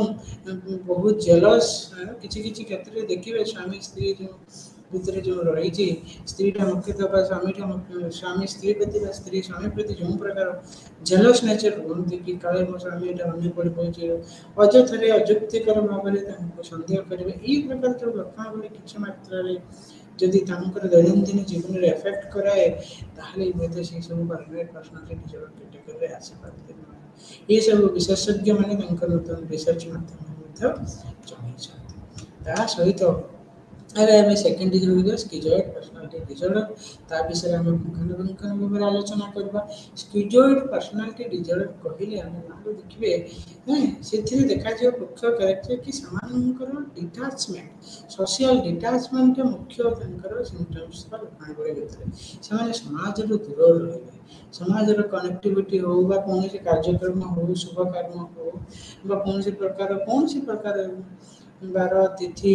कौन सी प्रकार शुभ कार्य हो घरे कार्य हो पारिवारिक कार्य हो समाज कभी से मिलामिशा करते ना लोक गहन को जीवे ना अन्य सहित हसी मजा करेंगे ना कथबार्तार दूरे रे निजक निजे एकाकी रही पसंद करेंगे आउ कौन ना जब कई जन प्रशंसा करला कई जन क्रिटिसिजम कला से गोटे अलग प्रकार भाव देखते प्रति जो रिएक्शन जो जो आवेग हो मनोभाव हो से गोटे प्रकार अलग प्रकार रही थाए सदाबले सबकि कम को एका करने चेष्टा करती एकाकी रहा भल पाती इवेन इफ दैनंदिन जीवन में कौन कार्य हो सेक्सुअल रिलेशनशिप हो से कौन खुशी कार्य हो से कौन क्षेत्र में आनंदित अनुभव करते नहीं एवं क्लोज रिलेशनशिप अन्य मान सहित अत्यधिक मिलामिशा करवा सहित दृढ़ संपर्क आम डेभलप करने मनोबल मनोभाव न थाए वेरी मचली से बहुत अल्प मात्रा कम सांग था इमोशनाली क्या सहित एत क्लोज हवा भी से पसंद करती ना यही प्रकार मनोभाव रही स्किजॉइड पर्सनालिटी डिसऑर्डर कहूँ आम जा स्किज़ोटाइपल पर्सनालिटी डिसऑर्डर विषय स्किज़ोटाइपल पर्सनालिटी डिसऑर्डर क्लिनिकल फीचर्स कौन कौन रोचे गोटे होचे इंट्रोवर्सन से माने मुख्यतः एक्सेसिव अत्यधिक मात्रा रे इंट्रोवर्ट होती सोशली एवं इंटरपर्सनली से बहुत अफेक्टेड होती डिफिकल्ट थाए भितर गोटे आइडियाज ऑफ रेफरेंस थाए से भावती मोर जो आइडियाज मोर चिंताधारा अन्य मानक सहजरे जमा पड़ जाऊँचे मोर चरित्र कौन मोर व्याख्या कौन मोर व्यवहार कौन सब अन्य मानक जापार मु आग को कौन करने चाहूँगी से जापार यही प्रकार आइडियाज ऑफ रेफरेंस से भितर गोटे मनोभाव थाए मोर बोली थाए आउर चिंताधारा और आवेग हो मनोभाव हो सी सब बहुत मात्रा व्याघात थाए वर्ड थाए मैजिकल थिंकिंग पैटर्न भितर गोटे डेभलप कर से भाव में परसेप्चुअल डिस्टर्बेंसेस देखा जाए किसी क्षेत्र में सन्देहयुक्त मनोभाव रही है पैरानॉइड आइडिएशन भी रही है व्यवहार बहुत मात्रा ओड थाए अन्य तुलन विभिन्न थाए एवं नकारात्मक भरपूर थाए एवं एमानकर स्किजॉइड भई स्किजोटाइपल व्यक्ति विशेष मानकर घनिष्ठ बंधु न ये जो फीचर गुड़ाक लक्षण भाव जगू दैनंदिन जीवन में प्रोफेशनल लाइफ हो एकेडमिक लाइफ हो पारिवारिक जीवन हो रिलेशनशिप लाइफ हो ये क्षेत्र जो बहुत व्याघात सृष्टि होता है ये सब लक्षण बड़े रही आम स्किजोटाइपल पर्सनालिटी डिसऑर्डर कैटेगरी आम कहूँ ता सहित आम तृतीय कैटेगरी क्लस्टर को जावा तृतीय क्लस्टर आम एंटी सोशल पर्सनालिटी डिसऑर्डर जोटा कि एएसपीडी कहूँ से विषय में पुंखानुपुंख आलोचना करवा एंटी सोशल पर्सनालिटी डिसऑर्डर मुख्य लक्षण मध्य जो violation of rights of other अन्यर जो अधिकार अन्यर जो स्वतंत्रता को आम जो व्यक्ति विशेष मान को जो व्यक्ति को विशेष मान को एंटी सोशल पर्सनालिटी डिसऑर्डर होता है से अन्यर स्वतंत्रता अन्यर अधिकार को भंग करने को बारंबार चेष्टा करते आ भंग करते एवं समाजर नियम संस्कृतिर नियम एवं परिवार नियम को केबे भी से मानती ना अवमानना करती सदाबले चोरी मनोभाव रखी था मन भर इम्पल्सिविटी राग शत्रुता गोटे इरेस्पन्सिबल दायित्वहीन रही था अबध ज्ञान रही है समाज नियम प्रति से हेय ज्ञान मन करती जो गोटे समाज नियम अच्छे संस्कृतिगत नियम रही आम मानवा से प्रकार नियम कानून से मानते ना से हिसाब से ये सब गोटे आमर बेकार कथा या मानिक किसी କିଛି ଲାଭ ନାହିଁ ଏବଂ ତାଙ୍କର ଗୋଟେ ଏଟିଚ୍ୟୁଡ୍ ତାଙ୍କର ଯେଉଁ ବ୍ୟବହାର ତାଙ୍କ ଚରିତ୍ର ଗୋଟେ ପ୍ରକାର ଅଲଗା ପ୍ରକାର ଥାଏ। ସେମାନେ ଅନ୍ୟର ସମ୍ପତ୍ତି ନଷ୍ଟ କରିବେ, ଅନ୍ୟକୁ ହାନି ଚେଷ୍ଟା କରିବେ, ନିଜର ଖୁସି ପାଇଁ ଅନ୍ୟକୁ ହଇରାଣରେ ପକାଇବେ, ଏହି ପ୍ରକାର ବି ମଧ୍ୟ କ୍ରିଏଟର ବ୍ୟବହାର ଦେଖାଯାଏ। ଆଉ କ'ଣ ନା ଅଥରିଟି ଫିଗର ଯେଉଁମାନେ ତାଙ୍କର ଅଥରିଟି ରହୁ ବା ତାଙ୍କର ବାବା ହଉ ସେମାନେ ସିନିୟର ମେମ୍ବର ହଉ ତାଙ୍କୁ ସେମାନେ ବହୁତ ମାତ୍ରାରେ ରିଜେକ୍ଟ କରିବେ ଏବଂ ତାଙ୍କର ମତାମତକୁ ଅବମାନନା କରିବେ, ତାଙ୍କର କୌଣସି ଡିସିସନକୁ ସେମାନେ ମାନିବେ ନାହିଁ। ଆଉ କିଛି କିଛି କ୍ଷେତ୍ରରେ ନିଜର କାମ ହାସଲ କରିବା ପାଇଁ ଅନ୍ୟମାନଙ୍କୁ ବହୁତ ଇମ୍ପ୍ରେସ କରିବେ ଏବଂ ତାଙ୍କୁ ଏକ୍ସପ୍ଲଏଟ୍ ବି କରାଇବେ, ଯାହାଦ୍ୱାରା କି ଅନ୍ୟମାନେ ବହୁତ ମାତ୍ରାରେ ହଇରାଣରେ ପଡ଼ିଥାନ୍ତି ଏବଂ ତାଙ୍କର ପ୍ରତ୍ୟେକ ଜୀବନଶୈଳୀରେ ତାଙ୍କର ଯେଉଁ ରିଲେସନସିପ୍ ୱିଥ୍ ଅଦର୍ସଟା ବହୁତ ମାତ୍ରାରେ ବ୍ୟାଘାତ ହୋଇଥାଏ। କେବେ ବି ତାଙ୍କର ଯେଉଁ ତାଙ୍କର ଯେଉଁ ସମ୍ପର୍କଟା ଭଲ ମାତ୍ରାରେ ନଥାଏ, ସଦାବେଳେ ସମ୍ପର୍କଟା ନକାରାତ୍ମକରେ ଭାବନାରେ ପରିପୂର୍ଣ୍ଣ ରହିଥାଏ। ଏହି ପ୍ରକାର ଲକ୍ଷଣ ବଳ ଯୋଗୁଁ ଲୋକମାନେ ତାଙ୍କ ଦ୍ୱାରା ବହୁତ ହଇରାଣ ରୁହନ୍ତି। ସମାଜରେ ସିଏ ଗୋଟିଏ ଅଲଗା ଦୃଷ୍ଟିରେ ଲୋକମାନେ ଦେଖନ୍ତି, ଯାହାଦ୍ୱାରା କି ତାଙ୍କର ଦୈନନ୍ଦିନ ଜୀବନରେ ବହୁତ ସମସ୍ୟା ଦେଖାଯାଏ। ଏହି ପ୍ରକାର ଲକ୍ଷଣ ଭଳି ରହିଲେ ଆମେ ତାକୁ କ'ଣ କହୁଛୁ ନା ଏଣ୍ଟି ସୋସିଆଲ ପର୍ସନାଲିଟି ଡିସଅର୍ଡର କ୍ୟାଟେଗୋରୀରେ ଅନ୍ତର୍ଭୁକ୍ତ କରୁଅଛୁ। ତାପରେ ଆମେ ଯିବା ବର୍ଡରଲାଇନ୍ ପର୍ସନାଲିଟି ଡିସଅର୍ଡର କିଛିଟା ଲକ୍ଷଣ ବିଷୟରେ ସମ୍ପୂର୍ଣ୍ଣ ଭାବରେ ଜାଣିବା, ଯେଉଁଟାକି ଆମର ଡାୟଗ୍ନୋଷ୍ଟିକ୍ ଷ୍ଟାଟିଷ୍ଟିକାଲ ମ୍ୟାନୁଆଲ ଯେଉଁ କ୍ୟାଟେଗୋରିକାଲ କ୍ଲାସିଫିକେସନ ଅନୁସାରେ ଦେଇଛି। ସେଥିରେ ମୁଖ୍ୟ ଲକ୍ଷଣାବଳୀ ମଧ୍ୟରୁ ସେଥିରେ ପ୍ରଥମ ଦେଖାଯାଇଛି ତାଙ୍କର ଆବେଗଟା, ତାଙ୍କର ନିଜ ପ୍ରତି ଚିନ୍ତାଧାରା ଏବଂ ଅନ୍ୟମାନଙ୍କ ସହିତ ସମ୍ପର୍କଟା ବହୁତ ମାତ୍ରାରେ ଇନଷ୍ଟେବଲ୍ ହୋଇଥାଏ, ବ୍ୟାଘାତ ସୃଷ୍ଟି ହୋଇଥାଏ, ବହୁତ ଦିନ ଧରିକି ବ୍ୟାଘାତଟା ରହିଥାଏ। ଅନ୍ୟମାନଙ୍କ ସହିତ ସମ୍ପର୍କ ଯୁକ୍ତିଯୁକ୍ତ କରିବା, କାହା ସହିତ ଭଲରେ ପଟିବାନି, ମିଳାମିଶା ନାହିଁ, ସଦାବେଳେ ସମ୍ପର୍କରେ ବ୍ୟାଘାତ ସୃଷ୍ଟି ହେଉଥିବ, ନିଜ ପ୍ରତି ନିଜର ଇମେଜଟା ଗୋଟେ ଅଲଗା ପ୍ରକାର ଡିଷ୍ଟର୍ବାନ୍ସେସ୍ ରହିଥାଏ, ମୋ ପ୍ରତି ମୋର ନିଜର ଭାବନାଟା ବି ସେଇ ଗୋଟେ ଅଲଗା ପ୍ରକାର ରହିଥାଏ। ସେଇଭଳି ଭାବରେ ସେମାନେ ମୁଖ୍ୟତଃ ତାଙ୍କର ବ୍ୟବହାର ଗୁଡ଼ାକୁ ବାରମ୍ବାର ସୁଇସାଇଡାଲ ବିହେଭିୟର ରହିଥାଏ, ସେଲ୍ଫ ଇଞ୍ଜୁରି ବିହେଭିୟର, ଲୋକମାନଙ୍କର ସେଲ୍ଫ ଇଞ୍ଜୁରି ବିହେଭିୟର ରହିଥାଏ। ଦେଖିବେ ଯେବେ ବି ଯେଉଁ ବ୍ୟକ୍ତି ବିଶେଷ ମାନେ ସୁଇସାଇଡାଲ ପ୍ରୋନ୍ ରହୁଛନ୍ତି ତାଙ୍କର ବର୍ଡରଲାଇନ୍ ପର୍ସନାଲିଟି ଡିସଅର୍ଡର ଟ୍ରେଟ୍ ଗୁଡ଼ାକୁ ଦେଖାଯାଇଥାଏ ସେମାନଙ୍କ କ୍ଷେତ୍ରରେ। ତାଙ୍କର ଗେସ୍ଚର ହଉ, ତାଙ୍କର ବ୍ୟବହାର ହଉ, ତାଙ୍କର ଆବେଗ ହଉ, ସେ ସବୁ କ୍ଷେତ୍ରରେ ଦେଖିବେ ସୁଇସାଇଡାଲ ବିହେଭିୟରଟା ରହିଥାଏ। ନିଜ ଭିତରେ ଗୋଟେ ଖାଲିପଣ ସଦାବେଳେ ଭାବନ୍ତି, ତାଙ୍କର ଏଙ୍ଗରଟାକୁ ଇନ୍ଆପ୍ରୋପ୍ରିଏଟଲି ଏକ୍ସପ୍ରେସ କରନ୍ତି, ତାଙ୍କର ପାରାନଏଡ୍ ଆଇଡିଏସନ କିଛି ମାତ୍ରାରେ ଅଳ୍ପ ସମୟ ମାତ୍ରାରେ ମଧ୍ୟ ଦେଖାଯାଇଥାଏ। ଅନ୍ୟମାନଙ୍କୁ ସନ୍ଦେହ ଦୃଷ୍ଟିରେ ଦେଖିବା, ଅନ୍ୟମାନଙ୍କର ଅଳ୍ପ ମାତ୍ରାରେ ଅନ୍ୟମାନଙ୍କୁ ସନ୍ଦେହ ଭାବନାରେ ଦେଖିବା, ତାଙ୍କର ଇମେଜଟା ଗୋଟେ ଇନଷ୍ଟେବଲ୍ ହେଇଥାଏ, ମୁଡ୍ସଟା ସଦାବେଳେ ଭ୍ୟାରି କରିବ, ଏବେ ଠିକ୍ ଥିବ ଏବେ ପୁଣି ରାଗ ହେଉଥିବ, ଏବେ ଶତ୍ରୁତା ମନୋଭାବ, ମୁଡ୍ଟା ବି ଇନଷ୍ଟେବଲ୍ ରହିଥାଏ, କେବେ ବି ଷ୍ଟେବଲ୍ ନଥାଏ। ଇଭେନ୍ ଏ ରିଲେସନସିପ୍ଟା ବି ବହୁତ ମାତ୍ରାରେ ବ୍ୟାଘାତ ସୃଷ୍ଟି କରିଥାନ୍ତି। ତାଙ୍କର ବ୍ୟବହାର ଯୋଗୁଁ ତାଙ୍କର ରିଲେସନସିପ୍ ମଧ୍ୟ କିଛି ମାତ୍ରାରେ ଡିଷ୍ଟର୍ବାନ୍ସେସ୍ ଦେଖାଯାଇଥାଏ। ସେଇଭଳି ଭାବରେ ବହୁତ କ୍ଷେତ୍ରରେ ତାଙ୍କର ସେଲ୍ଫ ଇଞ୍ଜୁରି ବିହେଭିୟର, ନିଜକୁ ନିଜେ କାଟିବା, ନିଜକୁ ନିଜେ କୌଣସି ସିଚୁଏସନରେ କୌଣସି ପରିସ୍ଥିତିରେ ସେମାନେ ସହିପାରିବେ ନାହିଁ ବା କୌଣସି ଡିସିସନ୍ ନେଇପାରିବେନି, ସେ କ'ଣ କରିବେ କାଟିଦେବେ, ଅନ୍ୟ ବା ହାତ କାଟିଦେବେ ବା ଗୋଡ଼ କାଟିବେ ବା କିଛି ଇଞ୍ଜେକ୍ସନ୍ ନେଇଯିବେ, ଯାହାଦ୍ୱାରା କି ସେ ସୁଇସାଇଡାଲ ବିହେଭିୟର ବା ସେଲ୍ଫ ନ୍ୟୁଟ୍ରିସନ୍ ବିହେଭିୟର ଯେଉଁଟାକି ରିଫ୍ଲେକ୍ଟ କରାଯାଏ। ଏହି ପ୍ରକାର ଲକ୍ଷଣ ଗୁଡ଼ିକ ରହିଲେ ମୁଖ୍ୟତଃ ଆମେ ତାକୁ ବର୍ଡରଲାଇନ୍ ପର୍ସନାଲିଟି ଡିସଅର୍ଡର କ୍ୟାଟେଗୋରୀରେ ଅନ୍ତର୍ଭୁକ୍ତ କରୁଅଛୁ। ଏବେ ଆମେ ସେ କ୍ଲଷ୍ଟର ବିର ଆଉ ଗୋଟେ ପର୍ସନାଲିଟି ଡିସଅର୍ଡର ବିଷୟରେ ଜାଣିବା, ଯେଉଁଟାକି ନାଁ ହେଉଛି ହିଷ୍ଟ୍ରୋନିକ୍ ପର୍ସନାଲିଟି ଡିସଅର୍ଡର, ଯେଉଁଥିରେ ତାର ଲକ୍ଷଣାବଳୀ ଗୁଡ଼ାକ ମୁଖ୍ୟତଃ ଡ୍ରାମାଟାଇଜେସନ୍ ଉପରେ ରହିଥାଏ, ଇମୋସନାଲି ଆଟେନସନ୍ ସିକିଂ ରହିଥାନ୍ତି ଏବଂ ଏଇ ଯେଉଁ ବିହେଭିୟର ଗୁଡ଼ାକୁ ସେମାନେ ଯେଉଁ ପ୍ରକାର ଲକ୍ଷଣାବଳୀ ବ୍ୟବହାର ଦେଖାନ୍ତି ସେମାନଙ୍କର ଏ ବିହେଭିୟରଟା ଇନ୍ଆପ୍ରୋପ୍ରିଏଟଲି ସେକ୍ସୁଆଲି ସିଡକ୍ଟିଭ୍ ରହିଥାଏ। ସଦାବେଳେ ଅନ୍ୟକୁ ସାମ୍ନାରେ ଦେଖେଇ ହେବା, ନିଜକୁ ସଜେଇ ହେବା, ଅନ୍ୟମାନଙ୍କର ଆଟେନସନ୍ଟାକୁ ଗ୍ରାସ୍ପ କରିବା, ଏହି ପ୍ରକାର ଲକ୍ଷଣାବଳୀ ରହିଲେ ମଧ୍ୟ ହିଷ୍ଟ୍ରୋନିକ୍ ପର୍ସନାଲିଟି ରହିବ। ତା ସହିତ ସେମାନେ ସଦାବେଳେ ଚାହାନ୍ତି କି ମୁଁ ये जो गुरु गहन रे समाज रे समस्त एटेंशन पात्र हो समस्त मत ही देखंतु एवं तंकर इमोशंस तो बारंबार रैपिडली शिफ्ट होता है केतले दुख केतले सुख टू वेरी वेरी है कहीं की वेरी ना से यह करबा द लोक माने ताको ध्यान देबे लोक माने ताको पचारिबे जा द्वारा कि तार अटेंशन सीकिंग बिहेवियर बढ़ी चलिबो एवं इजीली सजेस्टेबल ताको जदि हमें बारंबार सजेस्टेबल करि परिबा एवं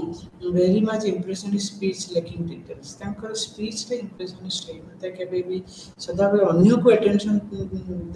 आनिबा पे अटेंशन सीकिंग आनिबा पे से बहुत प्रकार चेष्टा करନ୍ତି किछि क्षेत्र रे मध्य सेमानकर बिहेवियर रे सेक्सुअली सिडक्टिव भी हेता ए प्रकार लक्षण वाले रहिले आम हिस्ट्रियोनिक पर्सनालिटी डिसऑर्डर बोली कहबू ए मुख्यतः DSM-5 कैटेगरी अनुसार क्लासिफाई करछि तार लास्ट कैटेगरी होछि जो प्रश्न बी रो होछि narcissistic personality disorder narcissistic personality disorder गोटे नार्सियस बोली गोटे राजा थिले सेते बेले से कौन कले ना गोटे पोखरी रे जेते स्नान करे पे जाउतले सेते बेले स्टोरीटा ए स्टोरी रो ही रियल स्टोरी रो ही नार्सिसिस्टिक पर्सनालिटी डिसऑर्डर ହେଇଛି ସେତେବେଳେ କଣ କଲା ନାର୍ସିୟସ୍ ବୋଲି ଗୋଟେ ରାଜା ଥିଲେ ସେ ରାଜା କଣ କଲେ ନା ସେ ପଣ୍ଡର ତାଙ୍କର ଇମେଜଟାକୁ ଦେଖିକି ସେ ନିଜ ପ୍ରତି ନିଜର ଭଲ ପାଇବା ଡେଭଲପ କଲେ ସେଇଥିରୁ ସେ ନିଜକୁ ଭଲ ପାଇଲେ ନିଜ ପ୍ରତି ଅତ୍ୟଧିକ ଭାବନା ରଖେ ନିଜକୁ ଉନ୍ନତ ବୋଲି ମନେ ଭାବ ଅନ୍ୟ ତୁଳନାରେ ମୁଁ ହେଉଛି ଶ୍ରେଷ୍ଠ ବୋଲି ଭାବ ଏ ପ୍ରକାର ନିଜକୁ ଗୁରୁତ୍ୱ ଅଧିକ ଦେବା ଏ ପ୍ରକାର ଭାବନା ପାଇଲେ ଆମେ ନାର୍ସିସିଷ୍ଟିକ୍ ପର୍ସନାଲିଟି ଡିସଅର୍ଡର ଯୋଉଟାକି ଏଇଟା ପୁରୁଣା ଯୋଉ नार्सिसिस बोले किंग बोले तेरे राजा तांको आसी ए लक्षण तो ये जो नार्सिसिस्टिक पर्सनालिटी डिसऑर्डर रे तार लक्षण गुडी को कहले मुख्य लक्षण गुडी मध्य गुटे होचे तांकर निज प्रति जो भावना निज प्रति गुरुत्व निज को उन्नत मने करबा निज विषय रे घर भल भल भल भावना आनिबा जे मु ग्रैंडियस आइडिया जंगा मु होचे श्रेष्ठ धनी मु होचे अत्यधिक पावरफुल मनीष मो भीतर मु होचे अत्यधिक सुंदर आ मु देखे ए जो निज को निजे एडमिरेशन करबा निज को प्रशंसा करबा एवं अन्य प्रति लेक ऑफ एम्पैथी अन्य प्रति शत्रुता मनोभाव करबा तांको निज प्रति गांधी सेंस रखिबा और मने मने गोटे फैंटासी दुनिया रे आमे निज को गोटे एस्टैब्लिश करबा अंतरपर्सनल अन्य मानक सहित जो संपर्कटा को एक्सप्लोर करबा एवं ता सहित गोटे एटीट्यूड देवा व्यवहार अन्य मानक प्रति गोटे नकारात्मक भावना रखिबा एवं निज प्रति सकारात्मक भावना रखिबा ए क्षेत्र जो तांकर दैनंदिन जीवन रे जो अन्य मानक सहित संपर्कटा बहुत क्षेत्र व्याघात होता है बहुत मात्रा से चिंताग्रस्त रे सफर होती यही प्रकार लक्षण बोली रही हम नार्सिसिस्टिक पर्सनालिटी डिसऑर्डर एबे रहबा हम क्लस्टर सी पर्सनालिटी डिसऑर्डर विषय जानिबा क्लस्टर सी पर्सनालिटी डिसऑर्डर प्रथम कैटेगरी रहला avoidant personality disorder avoidant personality disorder मुख्य लक्षण भितर प्रथम रहला hypersensitivity to negative evaluations केही जति ताको कौन से क्षेत्र रे क्रिटिसिज्म करू बा ताको इवैल्यूएट करले नकारात्मक भाव रे कि ताको इवैल्यूएट करिले ताले से एही प्रति बहुत मात्रा सेंसिटिव होइतांती है ना बहुत सेंसिटिव एवं सोशली इनहिबिटेड से से क्षेत्र रे सोसाइटी कनेक्टिवनेस हो सोशल गैदरिंग रहू से जीवे नाही निज को निजे गोटे नकार अवॉइड करिवे निज भीतर गोटे इन्फेरियोरिटी जो अन्य तुलना रे एते भलो नुहे ये प्रकार भावना रखती से विभिन्न प्रकार कार्यक्रम हो आनंद युक्त कार्यक्रम हो दैनंदिन जीवन में नाच गीत हो कौन ग्रुप एक्टिविटीज हो ग्रुप फंक्शन हो फैमिली फंक्शन हो ये क्षेत्र को से अवॉइड करेंगे जीवे ही नहीं अन्य मानक सहित मिलामिशा करने को पसंद करते ना निज को अन्य मान सहित मिसाइया भी चेष्टा भी करते ना तांको मन भीतर भावे जदि मु चेष्टा करिया पे जे मते की कोन भाबिबो मो विषय रे के किछि कहिबो मते के क्रिटिसाइज करबे मते तापर रिजेक्ट करिवे एही प्रकार भावना जको से माने अन्य मान पाक को जानती नै अन्य मान के तुलना रे से निम्न माने करंती तांका भीतर गोटे डाउनवर्ड कंपैरिजन रहिथे जे मु अन्य तुलना रे बहुत डाउनवर्ड से माने मोठु बहुत सुपरियर मु अन्य से मु तांका तुलना रे इनफेरियर एही प्रकार मनोभावना जको से समाज रे जो प्रकार कार्यक्रम रही सोशल गैदरिंग रही अन्य मान सहित संपर्क रही भी मध्य से कौन करती ना दूरे रुहती सदा बेले निजक अन्य मान तुलन न्यून मन करती এই ପ୍ରକାର ଲକ୍ଷଣ ରହିଲେ ତାକୁ ଆମେ ଏଭଏଡେଣ୍ଟ ପର୍ସନାଲିଟି ଡିଜର୍ଡର ବୋଲି କହୁଛୁ। ଦେଖିବେ ପ୍ରତ୍ୟେକ ଲୋକ ସମାଜରେ କିଛି କିଛି ଲୋକ ଅନ୍ୟମାନଙ୍କୁ ମିଶନ୍ତି ନାହିଁ, ନିଜେ ନିଜେ ଏକା ରୁହନ୍ତି, ଅନ୍ୟମାନଙ୍କୁ ଯେତେ କହିଲେ ବି ସେମାନେ ମିଶିବେ ବି ନାହିଁ। କାରଣ ତାଙ୍କ ଭିତରେ ଗୋଟେ ରହିଛି ଲକ୍ଷଣ, ଗୋଟେ ତାଙ୍କର ଯେଉଁ ଇନଫେରିୟରିଟି ଆଇଡ଼ିଆଜ ରହିଛି, ସେଗୁଟା ତାଙ୍କୁ ବାଧ୍ୟ କରେ ଅନ୍ୟମାନଙ୍କ ତୁଳନାରୁ ରିଜେକ୍ଟ କରିବା, ଅନ୍ୟଠୁ ଦୂରେଇ ରହିବା ପାଇଁ। ଏବେ ଆମେ ଦ୍ୱିତୀୟ କାଟେଗୋରୀକୁ ଯିବା, ଯେଉଁଟାକି ହେଉଛି ଡିପେଣ୍ଡେଣ୍ଟ ପର୍ସନାଲିଟି ଡିଜର୍ଡର, ଯେଉଁଟାକି ଆମେ କହୁଛୁ ତାର କ'ଣ କ'ଣ କ୍ଲିନିକାଲ ଫିଚର୍ସ ରହିଛି ନା ସେଥିରେ ମୁଖ୍ୟତଃ ଡିପେଣ୍ଡେଣ୍ଟ ମାନେ ଅନ୍ୟମାନଙ୍କ ସହିତ କ୍ଲିଞ୍ଜିଂ ବିହେଭିଅର, ଅନ୍ୟମାନଙ୍କ ସହିତ ଜଡ଼ିତ ହେବେ, ସଦାବେଳେ ତାଙ୍କ ଉପରେ ନିର୍ଭର କରିବେ, ତାଙ୍କର କେମିତି ଡର ରହିବ ଯଦି ମୋର ସେ ନହେଲେ ମୋର ଦୈନନ୍ଦିନ ଜୀବନ କେମିତି କଟିବି, ନିଜର ବ୍ୟକ୍ତିଗତ ଡିସିସନ୍ ସେମାନେ କେବେ ନେଇପାରିବେ ନାହିଁ। ନିଜର ଦାୟିତ୍ୱକୁ ଯେଉଁ ଦାୟିତ୍ୱ କର୍ମକ୍ଷେତ୍ରରେ ହେଉ ବା ପାରିବାରରେ ହେଉ, ତାଙ୍କୁ ଯେଉଁ ଦାୟିତ୍ୱ ଯେହେତୁ ସେମାନେ ଠିକ୍ ଭାବରେ ସୁଚାରୁ ରୂପ ଭାବରେ ସେମାନେ ତାକୁ ସମ୍ପାଦନ କରିପାରନ୍ତି ନାହିଁ ଏବଂ ଅନ୍ୟମାନଙ୍କ ସହିତ ଡିସଏଗ୍ରିମେଣ୍ଟ ବାରମ୍ବାର ରହିଥାଏ। ଇନିସିଏଟିଭ୍ କେବେ ବି ଚେଷ୍ଟା ନିଅନ୍ତି କି ଆମେ କୌଣସି କାମ ଦିଆଗଲା ଆମେ ଚେଷ୍ଟା କରିବା, ପ୍ରଚେଷ୍ଟା ଭାବରେ ନିଜକୁ ନିଜେ ସଜାଗ ହେଇକି ନିଜକୁ ତିଆରି ହେଇକି ଆମେ ଆଗକୁ ବଢ଼ିବା, ସେହି ପ୍ରକାର ମନୋଭାବ ତାଙ୍କ ଭିତରେ ନଥାଏ। ସଦାବେଳେ ଅନ୍ୟମାନଙ୍କର ଏସୁରାନ୍ସ ଦରକାର, ଅନ୍ୟମାନଙ୍କର ଚେଷ୍ଟା ତାଙ୍କର ସଦାବେଳେ, ଅନ୍ୟମାନଙ୍କର ସପୋର୍ଟ ବିନା ସେ କେବେ ବି ଆଗକୁ ଯାଇପାରିବେ ନାହିଁ। ଏହି ପ୍ରକାର ଯେଉଁ ବ୍ୟକ୍ତି ବିଶେଷମାନେ ଦେଖିବେ ସେମାନଙ୍କୁ ଡିପେଣ୍ଡେଣ୍ଟ ପର୍ସନାଲିଟି ଡିଜର୍ଡର ବୋଲି DSM-5 କ୍ରାଇଟେରିଆ ହିସାବରେ ତାକୁ ଡିଫାଇନ୍ କରାଗଲା। ସେହିଭଳି ଭାବରେ ଅବସେସିଭ୍ କମ୍ପଲସିଭ୍ ପର୍ସନାଲିଟି ଡିଜର୍ଡର କହିଲେ କିଛିଟା କ୍ରାଇଟେରିଆ ରହିଛି, ଯେଉଁଥିରେ ତାଙ୍କର ମୁଖ୍ୟତଃ preoccupation with orderliness and perfectionism, perfect ହେବା ଦରକାର, ସବୁ କ୍ଷେତ୍ରରେ ସଠିକ୍ ହେବା ଦରକାର, ନିୟମ ଅନୁସାରେ ସିଷ୍ଟମେଟିକ୍ ହେବା ଦରକାର, ଅର୍ଡରଲି ରହିବା ଦରକାର, ଯେଉଁ କ୍ରମ ଅନୁସାରେ ଜିନିଷ ରହିଅଛି ସେହି ଅନୁସାରେ ରଖିବେ। ଏହାଦ୍ୱାରା ସଦାବେଳେ ସେମାନେ ମୁଖ୍ୟ କରନ୍ତି details, rule, list, order, procedure ଠିକ୍ ଅଛି ନା ନାହିଁ, ଇଭେନ୍ ବି ତାଙ୍କ କାର୍ଯ୍ୟକ୍ଷେତ୍ରରେ ହେଉ ବା ତାଙ୍କର ପରିବାରରେ ହେଉ, ଯେକୌଣସି ଯେଉଁ ଜାଗାରେ ଯେଉଁ ଜିନିଷ ରହିବା ଦରକାର ଅତ୍ୟଧିକ ମାତ୍ରାରେ ସେମାନେ ଟିକେ ଅର୍ଡରଲିନେସ୍ ହୋଇଥାନ୍ତି, ରୁଲ୍ସ ପ୍ରତି ଧ୍ୟାନ ଦେଇଥାନ୍ତି। ଲିଷ୍ଟ ଦେଖିବେ କ୍ରମ ଅନୁସାରେ ଠିକ୍ ଲାଇନରେ ଅଛି ନା ନାହିଁ, ପେନ୍ ପେପର 5ଟା ପେନ୍ ଅଛି, 5ଟା ପେନ୍ ଠିକ୍ ଅନୁସାରେ ଲାଇନରେ ରହିବା ଦରକାର, ଯଦି ଲାଇନ୍ ଯେତେ ପର୍ଯ୍ୟନ୍ତ ହୋଇନାହିଁ ସେତେ ପର୍ଯ୍ୟନ୍ତ ସେମାନେ ଲାଇନ୍ ହିଁ କରୁଥିବେ।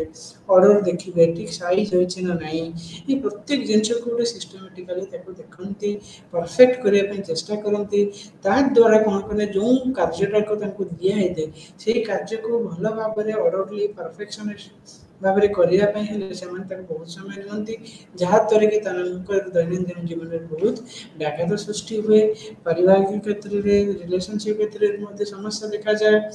ଏବଂ ଏକ୍ସେସିଭ୍ ଯେଉଁ devotion to work and productivity, କାରଣ ତାଙ୍କୁ ଦରକାର ସବୁକିଛି, ସେମାନେ ସେ ବ୍ୟକ୍ତି ବିଶେଷ ମାନେ ସଦାବେଳେ ପରଫେକ୍ଟ ଦେଖେ, ଠିକ୍ ଲାଇନ୍ ହେଉଛି ନାହିଁ, ଠିକ୍ ସିଷ୍ଟମେଟିକ୍ ଅଛି ନାହିଁ, ଯାହାଦ୍ୱାରା କି ତାଙ୍କର ଯେଉଁ ଡିଭୋସନ୍ ଟୁ ଦ ୱାର୍କଟା ଅଧିକ ମାତ୍ରାରେ ଥାଏ ଏବଂ ସେଇ ଅଧିକ ମାତ୍ରାରେ ରହିବା ଯୋଗୁଁ ସେମାନଙ୍କର ଯେଉଁ ଅନ୍ୟ କାମ ଗୁଡ଼ାକୁ ଦେବେ ଆସାଇନମେଣ୍ଟ, ଅନ୍ୟ ଟାସ୍କ ଗୁଡ଼ାକୁ ସେମାନେ ବିଳମ୍ବରେ କରନ୍ତି, ଅତ୍ୟଧିକ କନସିୟସ୍ ଥାନ୍ତି, ଅତ୍ୟଧିକ ଇନଫ୍ଲେକ୍ସିବିଲିଟି ଥାନ୍ତି, କେବେ ବି ସେ ଫ୍ଲେକ୍ସିବଲ୍ ହେଇପାରନ୍ତି ନାହିଁ, ସହଜରେ ଗ୍ରହଣ କରିପାରିବେ ନାହିଁ, ଯେଉଁଟା ସିଷ୍ଟମେଟିକ୍ ମାନେ ସେଇଟାକୁ ସେମାନେ ଗ୍ରହଣ କରିବେ ଏବଂ ଭେରି ମଚ୍ ରିଜିଡିଟି ଆଣ୍ଡ ଷ୍ଟବର୍ନନେସ୍ ହେଇଥାନ୍ତି। ଏ ପ୍ରକାର ଲକ୍ଷଣ ରହିଲେ ଆମେ ତାକୁ ଅବସେସିଭ୍ କମ୍ପଲସିଭ୍ ପର୍ସନାଲିଟି ଡିଜର୍ଡର ବୋଲି କହୁଛୁ। ଏବେ ଆମେ ଯିବା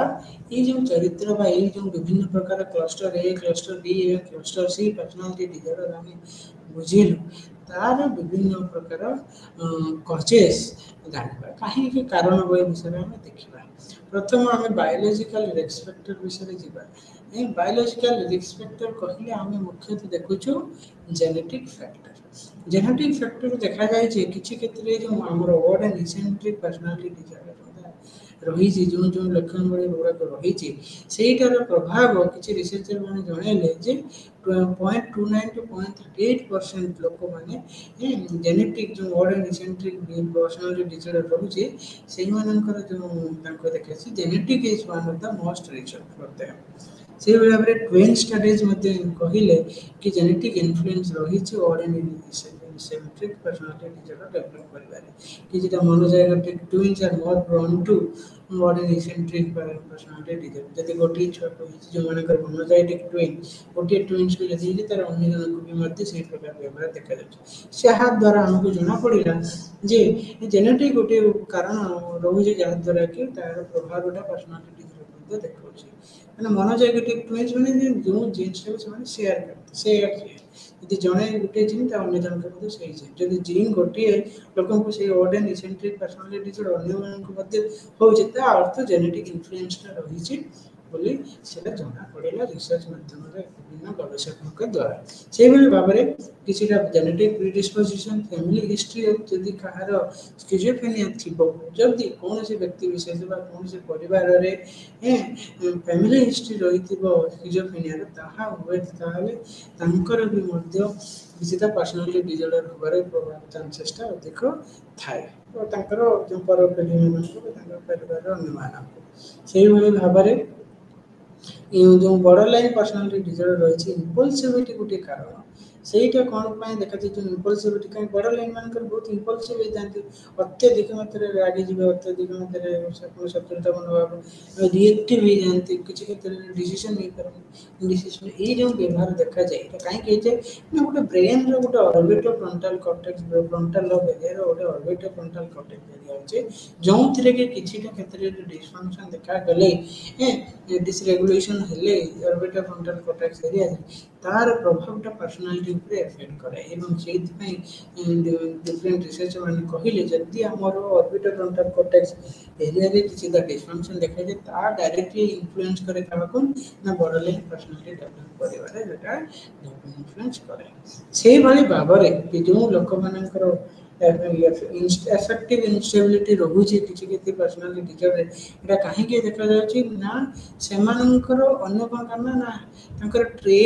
ଯେଉଁ ଟ୍ରେଟ୍ ଚରିତ୍ରଟା ବହୁତ ରାପିଡ୍ ଚେଞ୍ଜ ହେଇଯାନ୍ତି ଫ୍ରଷ୍ଟ୍ରେଟେଡ୍ ରହିଥାନ୍ତି କ୍ରିଟିସାଇଜ୍ ଯେଉଁମାନେ ଭେରି ପ୍ରୋନ୍ ଟୁ କ୍ରିଟିସାଇଜ୍ ପ୍ରତି ଅତ୍ୟଧିକ ମାତ୍ରାରେ ସଚେତନ ବା ଆବେଗତା ମାନଙ୍କର ସେନ୍ସିଟିଭ୍ ହେଇଥାନ୍ତି ସେମାନେ ଆଉ କ'ଣ ନା ଯେଉଁମାନଙ୍କର ଲାଇଫ୍ରେ ଟ୍ରମାଟିକ୍ ହେଇଥାଏ ସେହି କ୍ଷେତ୍ରରେ ମଧ୍ୟ ତାଙ୍କୁ ଏହି ପ୍ରକାର ଡିଜର୍ଡର ହେବାର ଚାନ୍ସେସ୍ ରହିଛି ବିଭିନ୍ନ ପ୍ରକାର ଅଦର ରିସର୍ଚ୍ଚର ମାନେ କହିଲେ କିଛିଟା ନ୍ୟୁରୋବାୟୋଲୋଜିକାଲ ଇନଫ୍ଲୁଏନ୍ସ ଯେମିତିକି lower density of dopamine receptors ଦେଖାଯାଇଛି ସ୍କିଜୋଏଡ୍ ପର୍ସନାଲିଟି ଡିଜର୍ଡର କ୍ଷେତ୍ରରେ ଏଇ ଯେଉଁ ବିଭିନ୍ନ ପ୍ରକାର ଯେଉଁ ରିସର୍ଚ୍ଚର ମାନେ ସେମାନେ ବିଭିନ୍ନ ପ୍ରକାର ବାୟୋଲୋଜିକାଲ ରିସ୍କ ଫ୍ୟାକ୍ଟର ଉପରେ ଦର୍ଶାଇଲେ ଯେ ଏଇ ଯେଉଁ ରିସ୍କ ଫ୍ୟାକ୍ଟର ରହିଲେ ମୁଖ୍ୟତଃ ଆମର କିଛିଟା ପର୍ସନାଲିଟି ଡିଜର୍ଡରକୁ ଡେଭଲପ୍ କରିବେ ଏବେ ଆମେ ଯିବା କିଛିଟା ଅଦର ଏନଭାରମେଣ୍ଟାଲ ରିସ୍କ ଫ୍ୟାକ୍ଟର ବା କଜେସ୍ ବା କାରଣ ବିଷୟରେ ଆମେ ଆଲୋଚନା କରିବା ସେ ମଧ୍ୟରୁ ମୁଖ୍ୟ ହେଉଛି ଫ୍ୟାମିଲି ଫ୍ୟାକ୍ଟର କାରଣ ପରିବାରର କିଛି ମାତ୍ରାରେ ରହିଛି ଦେଖିବେ ଯଦି ଗୋଟେ ଛୋଟ ପିଲାଟା ଛୋଟ ବେଳୁ ତାଙ୍କର ଯେଉଁ ପରିବାରର ଯେଉଁ ଚିକିତ୍ସା ବା ତାର ଟ୍ରିଟମେଣ୍ଟ ତାର ପିତାମାତା ପ୍ରତି ତା ପିତାମାତା କେଉଁଭଳି ହିସାବରେ ଯେ ପିଲାକୁ ବଢ଼େଇଛନ୍ତି ସେଇଟା ଯଦି ତାର ଟ୍ରିଟମେଣ୍ଟଟା ମାଲ୍ ଟ୍ରିଟମେଣ୍ଟ ହେଇଥିବ ତାର ଯେଉଁ ବଢ଼େଇବା ତାର ଶୈଳୀଟା ଯଦି ମାଲ୍ ଟ୍ରିଟମେଣ୍ଟ ହେଇଥିବ ତାହେଲେ ତାର ପିଲାର ଯେଉଁ ପରବର୍ତ୍ତୀ ସମୟରେ ତାର ପର୍ସନାଲିଟିକୁ ଏଫେକ୍ଟ କରାଯାଏ କିଛି ରିସର୍ଚ୍ଚର ମାନେ ପାଇଲେ ଯଦି ପ୍ୟାରେଣ୍ଟାଲ ମାଲ୍ ଟ୍ରିଟମେଣ୍ଟ ହୋଇଥିବ ସେମାନେ ନେଗ୍ଲେକ୍ଟେଡ୍ ହେଇଥିବେ ଇମୋସନାଲି ୱିଡ୍ରନ୍ କରୁଥିବେ ପିଲାଙ୍କୁ ତାଙ୍କ ଛୋଟବେଳୁ ତାହେଲେ ସେମାନେ personality development personality disorder develop କରିବାର ଚାନ୍ସେସଟା ଅଧିକ ମାତ୍ରାରେ ଥାଏ ସେଇଭଳି ଭାବରେ ଯଦି କିଛି ପିଲାଙ୍କର ଟ୍ରମାଟିକ୍ ଏକ୍ସପିରିଏନ୍ସ ରହିଥିବ ଅତ୍ୟଧିକ ମାତ୍ରାରେ ନକାରାତ୍ମକ ଭାବନା ପ୍ରଥମ ଛୋଟବେଳୁ ହେଇଥିବ କି ତାଙ୍କୁ ଛୋଟବେଳେ ଗୋଟେ କୌଣସି ପ୍ରକାରର ଫିଜିକାଲ ବା ସେକ୍ସୁଆଲ ଆବ୍ୟୁଜର ଶିକାର ହେଇଥିବେ ବା କୌଣସି ଆଗ୍ରେସିଭ୍ ପ୍ୟାରେଣ୍ଟସ୍ ମାନେ ଅତ୍ୟଧିକ ମାତ୍ରାରେ ଆବ୍ୟୁଜ୍ କରିଥିବେ ବା କୌଣସି ଘରର ଛୋଟ ପିଲାକୁ ଯେଉଁମାନେ ଡିଭୋର୍ସ ହେଇଥିବେ ପ୍ୟାରେଣ୍ଟାଲ ଡିସିପ୍ଲିନଟାକୁ ଇନକନସିଷ୍ଟେଣ୍ଟ ହେଇଥିବ ସେଇ କ୍ଷେତ୍ରରେ ବି ତାଙ୍କର ଯେଉଁ ପରପିଢ଼ି ଯେଉଁ ପିଲାମାନେ ତାକୁ ସେଇଭଳି ଭାବରେ ଯେଉଁ ପରିସ୍ଥିତିର ବା ନକାରାତ୍ମକ ପରିସ୍ଥିତିର ସମ୍ମୁଖୀନ କରିଥିବେ ସେଇ ପିଲାମାନେ ପରବର୍ତ୍ତୀ ସମୟରେ personality dramatic personality disorder develop କରିବାର ସମ୍ଭାବନାଟା ଅଧିକ ମାତ୍ରାରେ ଥାଏ ବୋଲି ବିଭିନ୍ନ ଗବେଷକ ତାଙ୍କ ଗବେଷଣା ମାଧ୍ୟମରେ ଜଣାଇଲେ ସେହିଭଳି ଭାବରେ ଚାଇଲ୍ଡହୁଡ୍ ସେକ୍ସୁଆଲ ମାଲ୍ ଟ୍ରିଟମେଣ୍ଟ ଅଦର ମାନେ ନିମ୍ନ ଧରଣର ଯେଉଁ ପିତାମାତାଙ୍କ ସହିତ ଯେଉଁ ବଣ୍ଡିଂ ବା ତାଙ୍କର ଆଟାଚମେଣ୍ଟଟା ଯଦି ଥିବ କୋର୍ ଥିବ ତାହେଲେ ସେଇଟା ମଧ୍ୟ border line personality disorder develop କରିବାରେ ସାହାଯ୍ୟ କରନ୍ତି ଯେଉଁ କ୍ଷେତ୍ରରେ ଯେଉଁ ପିଲାମାନେ ଛୋଟବେଳୁ କିଛି ସେକ୍ସୁଆଲି ମାଲଟ୍ରିଟେଡ୍ ଟ୍ରିଟମେଣ୍ଟ ପାଇଥିବ ଅନ୍ୟମାନଙ୍କଠୁ ବା ତାଙ୍କର ଯେଉଁ ପିତାମାତାଙ୍କ ସହିତ ଯେଉଁ ବଣ୍ଡିଂ ଯେଉଁ ସମ୍ପର୍କଟା ଯଦି ସେଇଟା ଖରାପ ଥିବ ବା ନକାରାତ୍ମକ ଥିବ ତାହେଲେ ସେଇଟା ସେଇ ପିଲାମାନେ ଭବିଷ୍ୟତରେ ବି ମଧ୍ୟ ବର୍ଡର ଲାଇନ୍ ପର୍ସନାଲିଟି ଡେଭଲପ୍ କରିବାର ଚାନ୍ସେସଟା ଅଧିକ ଥାଏ ସେଇଭଳି ଭାବରେ किसी क्षेत्र में किसी रिसर्चर मैंने भी मते जणाइले जदि पितामातार रिलेशनशिप होची मुख्य सी देखो आप देखिए डिफरेंट रिसर्चर माने कहले जे जो पेरेंट और चाइल्ड रिलेशनशिप होची मुख्य तार चरित्र गठन करबा जदि तांकर पिला मार बापा माँ बापा माँ तार संपर्क जदि पिला सहित जदि भल नथिबो जदि माल ट्रीटमेंट हेतिबो छोट अत्यधिक मात्रा राग रोषा रही ठीक भाव में गठन कर ସେଇଟା ଦ୍ୱାରା ତାର ଚରିତ୍ର କ୍ଷେତ୍ରରେ ବହୁତ କ୍ଷେତ୍ରରେ ଇମ୍ପାକ୍ଟ କରେ ସେଥିପାଇଁ କହନ୍ତି ଛୋଟ ପିଲାର ଯେଉଁ ପ୍ରଥମ ଟିଚର ହେଲେ ବାବା ମା ଯଦି ବାବା ମା ଠିକ ଭାବରେ ତାଙ୍କ ପିଲାକୁ ପଢ଼େଇଲେ ତା ପ୍ରତି ଯେଉଁ ଅନୁସାରେ ଯେଉଁ ଭାବରେ ତାଙ୍କୁ ବଢ଼ାଇବା କଥା ସେଇଟା ଯଦି ନର୍ମାଲ ଟ୍ରିଟମେଣ୍ଟ କରାଇଲେ ଏ ପ୍ୟାରେଣ୍ଟାଲ ଯେଉଁ ଷ୍ଟାଇଲ ରହିଛି ସେଇଟା ଯଦି ଇଫେକ୍ଟିଭ ରହିଲା ଭଲ ଭାବରେ ରହିଲା ତାହେଲେ ତାର ଜୀବନଶୈଳୀଟା ମଧ୍ୟ ଭଲ ହୁଏ ଯଦି ସେଇଟା ତାର ଯେଉଁ ପିତାମାତାର ସମ୍ପର୍କ ପିଲାର ଯେଉଁ ସମ୍ପର୍କଟା ଯଦି ମାଲ ଟ୍ରିଟମେଣ୍ଟ ରହିଥାଏ ନକାରାତ୍ମକ ରହିଥାଏ ତାହେଲେ ଭବିଷ୍ୟତରେ ସେ ବହୁତ ଗୁଡ଼ିଏ ସମସ୍ୟାର ଚରିତ୍ରଗତ ସମସ୍ୟା ବା ବ୍ୟବହାରଗତ ସମସ୍ୟାର ସମ୍ମୁଖୀନ ହୋଇଥାଏ ବୋଲି ବିଭିନ୍ନ ପ୍ରକାର ରିସର୍ଚର ମାନେ ମଧ୍ୟ କହିଲେ କିଛି କିଛି କ୍ଷେତ୍ରରେ ଯେଉଁ ମାଲ ଟ୍ରିଟମେଣ୍ଟ ହଉ ବା କୌଣସି କେହି ବ୍ୟକ୍ତି ବିଶେଷ ବା ପରିବାରରେ ହଉ ବା ସ୍କୁଲରେ ହଉ ବା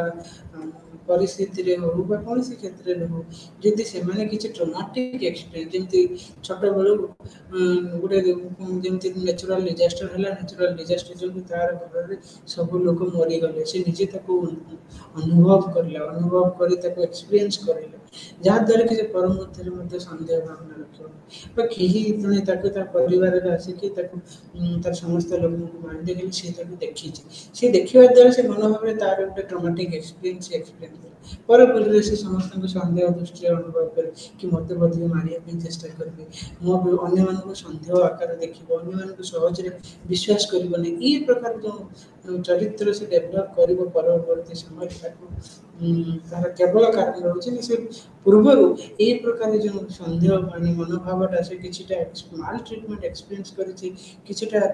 ପରିସ୍ଥିତିରେ ସେ ନକାରାତ୍ମକ ଭାବନାଟାକୁ ସେ ଦେଖିଛି ଅନୁଭବ କରିଛି ସେଇଟା ପରବର୍ତ୍ତୀ ସମୟରେ ସେ ବିଭିନ୍ନ ପ୍ରକାର ପର୍ସନାଲିଟିରେ ତାର ବ୍ୟାଘାତ ସୃଷ୍ଟି କରାଯାଇଛି ଏବା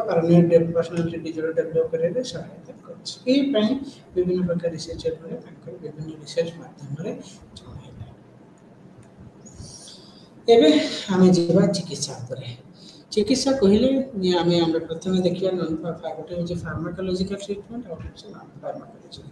ଫାର୍ମାକୋଲୋଜିକାଲ ଟ୍ରିଟମେଣ୍ଟରେ ଆମେ କ'ଣ ଦେଖୁଛୁ ନା କିଛି ବାୟୋଲୋଜିକାଲ ଟ୍ରିଟମେଣ୍ଟ ଥ୍ରୋରେ ଆମେ ଚିକିତ୍ସା କରିପାରୁଛୁ ବାୟୋଲୋଜିକାଲ ଟ୍ରିଟମେଣ୍ଟ କୌଣସି ଔଷଧ ଦେଇ ଜମି ବା ଦ୍ୱାରା ଆମେ ଠିକ୍ କରିପାରିବୁ କି ନାହିଁ ଏ ମେଡିକେସନ ଥ୍ରୋରେ ଯେମିତି ଏଣ୍ଟି ଡିପ୍ରେସେଣ୍ଟ ହଉ ବା ଏଣ୍ଟି ଏଞ୍ଜାଇଟି ବା କିଛି ମାତ୍ରାରେ ଏଣ୍ଟିସାଇକୋଟିକ୍ ଡ୍ରଗ୍ସ ମଧ୍ୟ ପର୍ସନାଲିଟି ଡିସଅର୍ଡରକୁ ଦିଆଯାଇଅଛି ତା ସହିତ କିଛିଟା ଦେଖାଯାଇଛି ଯେଉଁ ବ୍ୟକ୍ତି ବିଶେଷ ମାନଙ୍କର କଗ୍ନିଟିଭ୍ ଆଉ ପରସେପ୍ଚୁଆଲ ସିମ୍ପଟମ୍ସ ରହୁଛି ଯେଉଁଟାକି ଅଡ୍ ଆଣ୍ଡ ଇସେଣ୍ଟ୍ରିକ୍ ପର୍ସନାଲିଟି ଡିସଅର୍ଡରରେ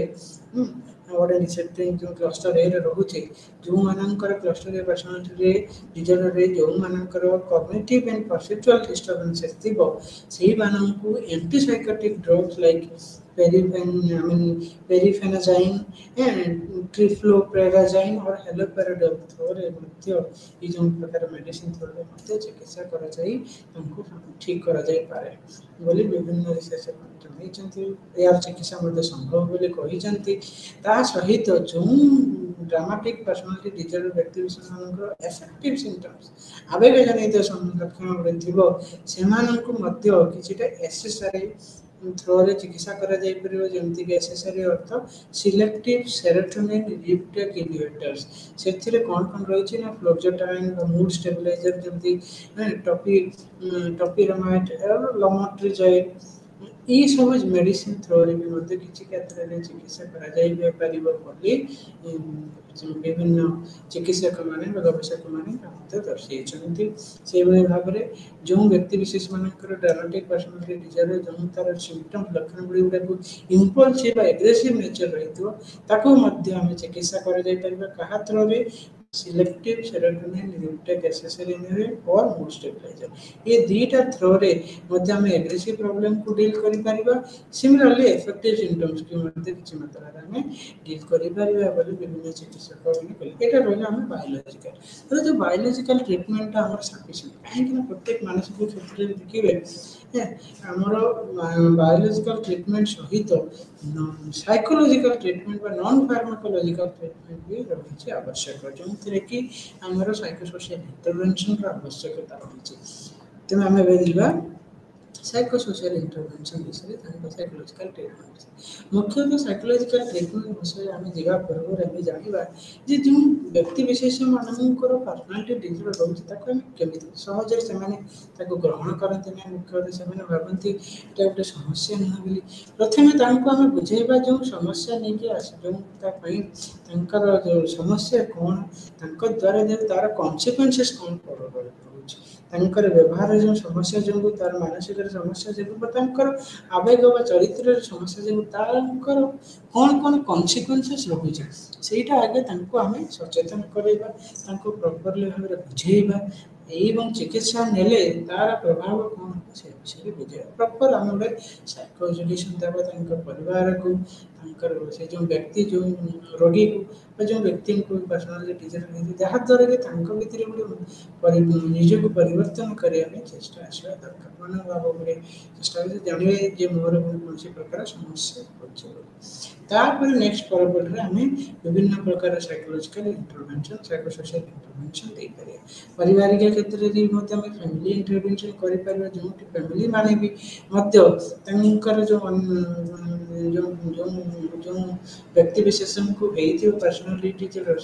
केमी भाव में ट्रिटमेंट करेंगे सहित केमी डील करेंगे से विषय जानवे ता सहित डिफरेंट रिसर्चर मैंने कहले जो गोटे सर्ट टर्म साइकोडायनामिक रही जो जो व्यक्ति विशेष मान प्रथम छोट बड़ू माल ट्रिटमेंट कर किसी नकारात्मक भावनार शिकार होता नकारात्मक चिंताधार शिकार होता किसी अनीतिकर घटनार से शिकार होते से क्षेत्र को आम brief psychodynamic therapy short term psychodynamic therapy लक्षण प्रति सचेतनता को डेभलप करवा अन्य सहित संपर्क को आम सुस्थ बनवा डेभलप करवा संपर्क स्थिरता आनवा संपर्क जो अस्थिरता देवा असंतुलित भावनाटा सृष्टि संतुलित संतुलन को आनवा से लक्षण हूँ short term brief psychodynamic psychotherapy मुख्य उद्देश्य से भाव में तांकर जोड़े रखुच less destructive behaviour appropriate emotional experience केमती रहिबे तांको केमती गोटे जो डिस्ट्रक्टिव बिहेवियर होची जेमती borderline personality sorry ASPD antisocial personality behaviour तांकर गोटे सेल्फ डिस्ट्रक्टिव बिहेवियर बॉर्डरलाइन रे भी दोची निजे को निजे हानि पहुंचेबा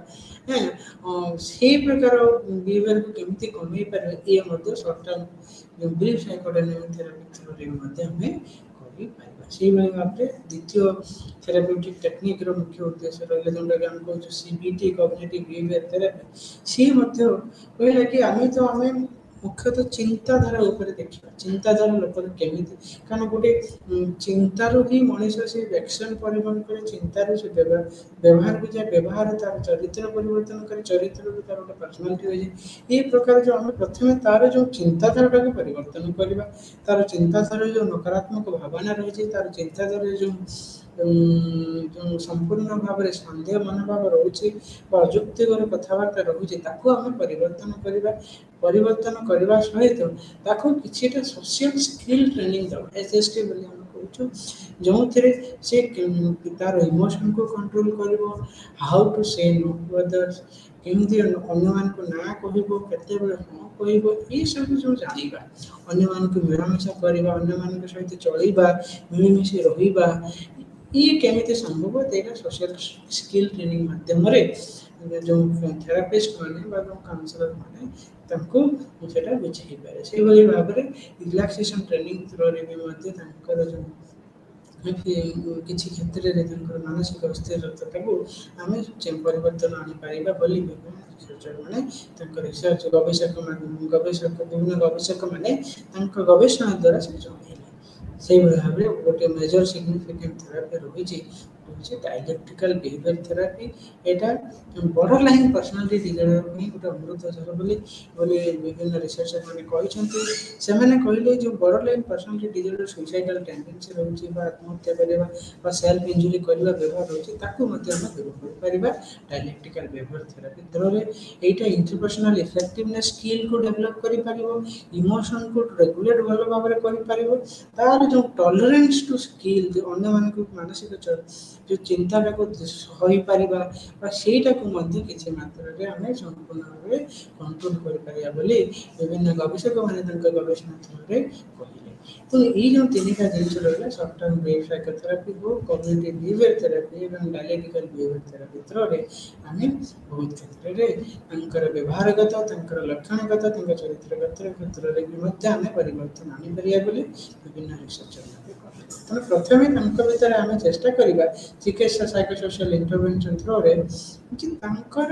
ଇନସାଇଟ୍, ତାଙ୍କର ସଚେତନ, ତାଙ୍କର ଚେତନା ଯେ ସିଏ ଗୋଟେ ରୋଗର ଶିକାର ହୋଇଛନ୍ତି, ସେ ରୋଗ ଯୋଗୁଁ ତାଙ୍କର ବହୁତ ଗୁଡ଼ିଏ ସମସ୍ୟାରେ ସେ ସମ୍ମୁଖୀନ ହେଉଛନ୍ତି, ତାକୁ ଆଣିବା ତା ସହିତ ଅନ୍ୟ ସମସ୍ୟା ଗୁଡ଼ାକ ଧୀରେ ଧୀରେ ଆମେ ସମାଧାନ କରିବାର ତାକୁ ଉପାୟ ପାଇଁ ଏହି ପ୍ରକାର ବିଭିନ୍ନ ଚିକିତ୍ସା ମାଧ୍ୟମରେ ଆମେ ପର୍ସନାଲିଟି ଡିସଅର୍ଡରକୁ ଆମେ ଚିକିତ୍ସା କରିପାରିବା, ତାଙ୍କର ସମସ୍ୟାକୁ ଦୂର କରିପାରିବା। ଏତିକି କହି ମୁଁ ଆଜିର ସ୍ୱୟଂପ୍ରଭା ଚ୍ୟାନେଲକୁ ସାଙ୍ଗ କରୁଅଛି। ଧନ୍ୟବାଦ।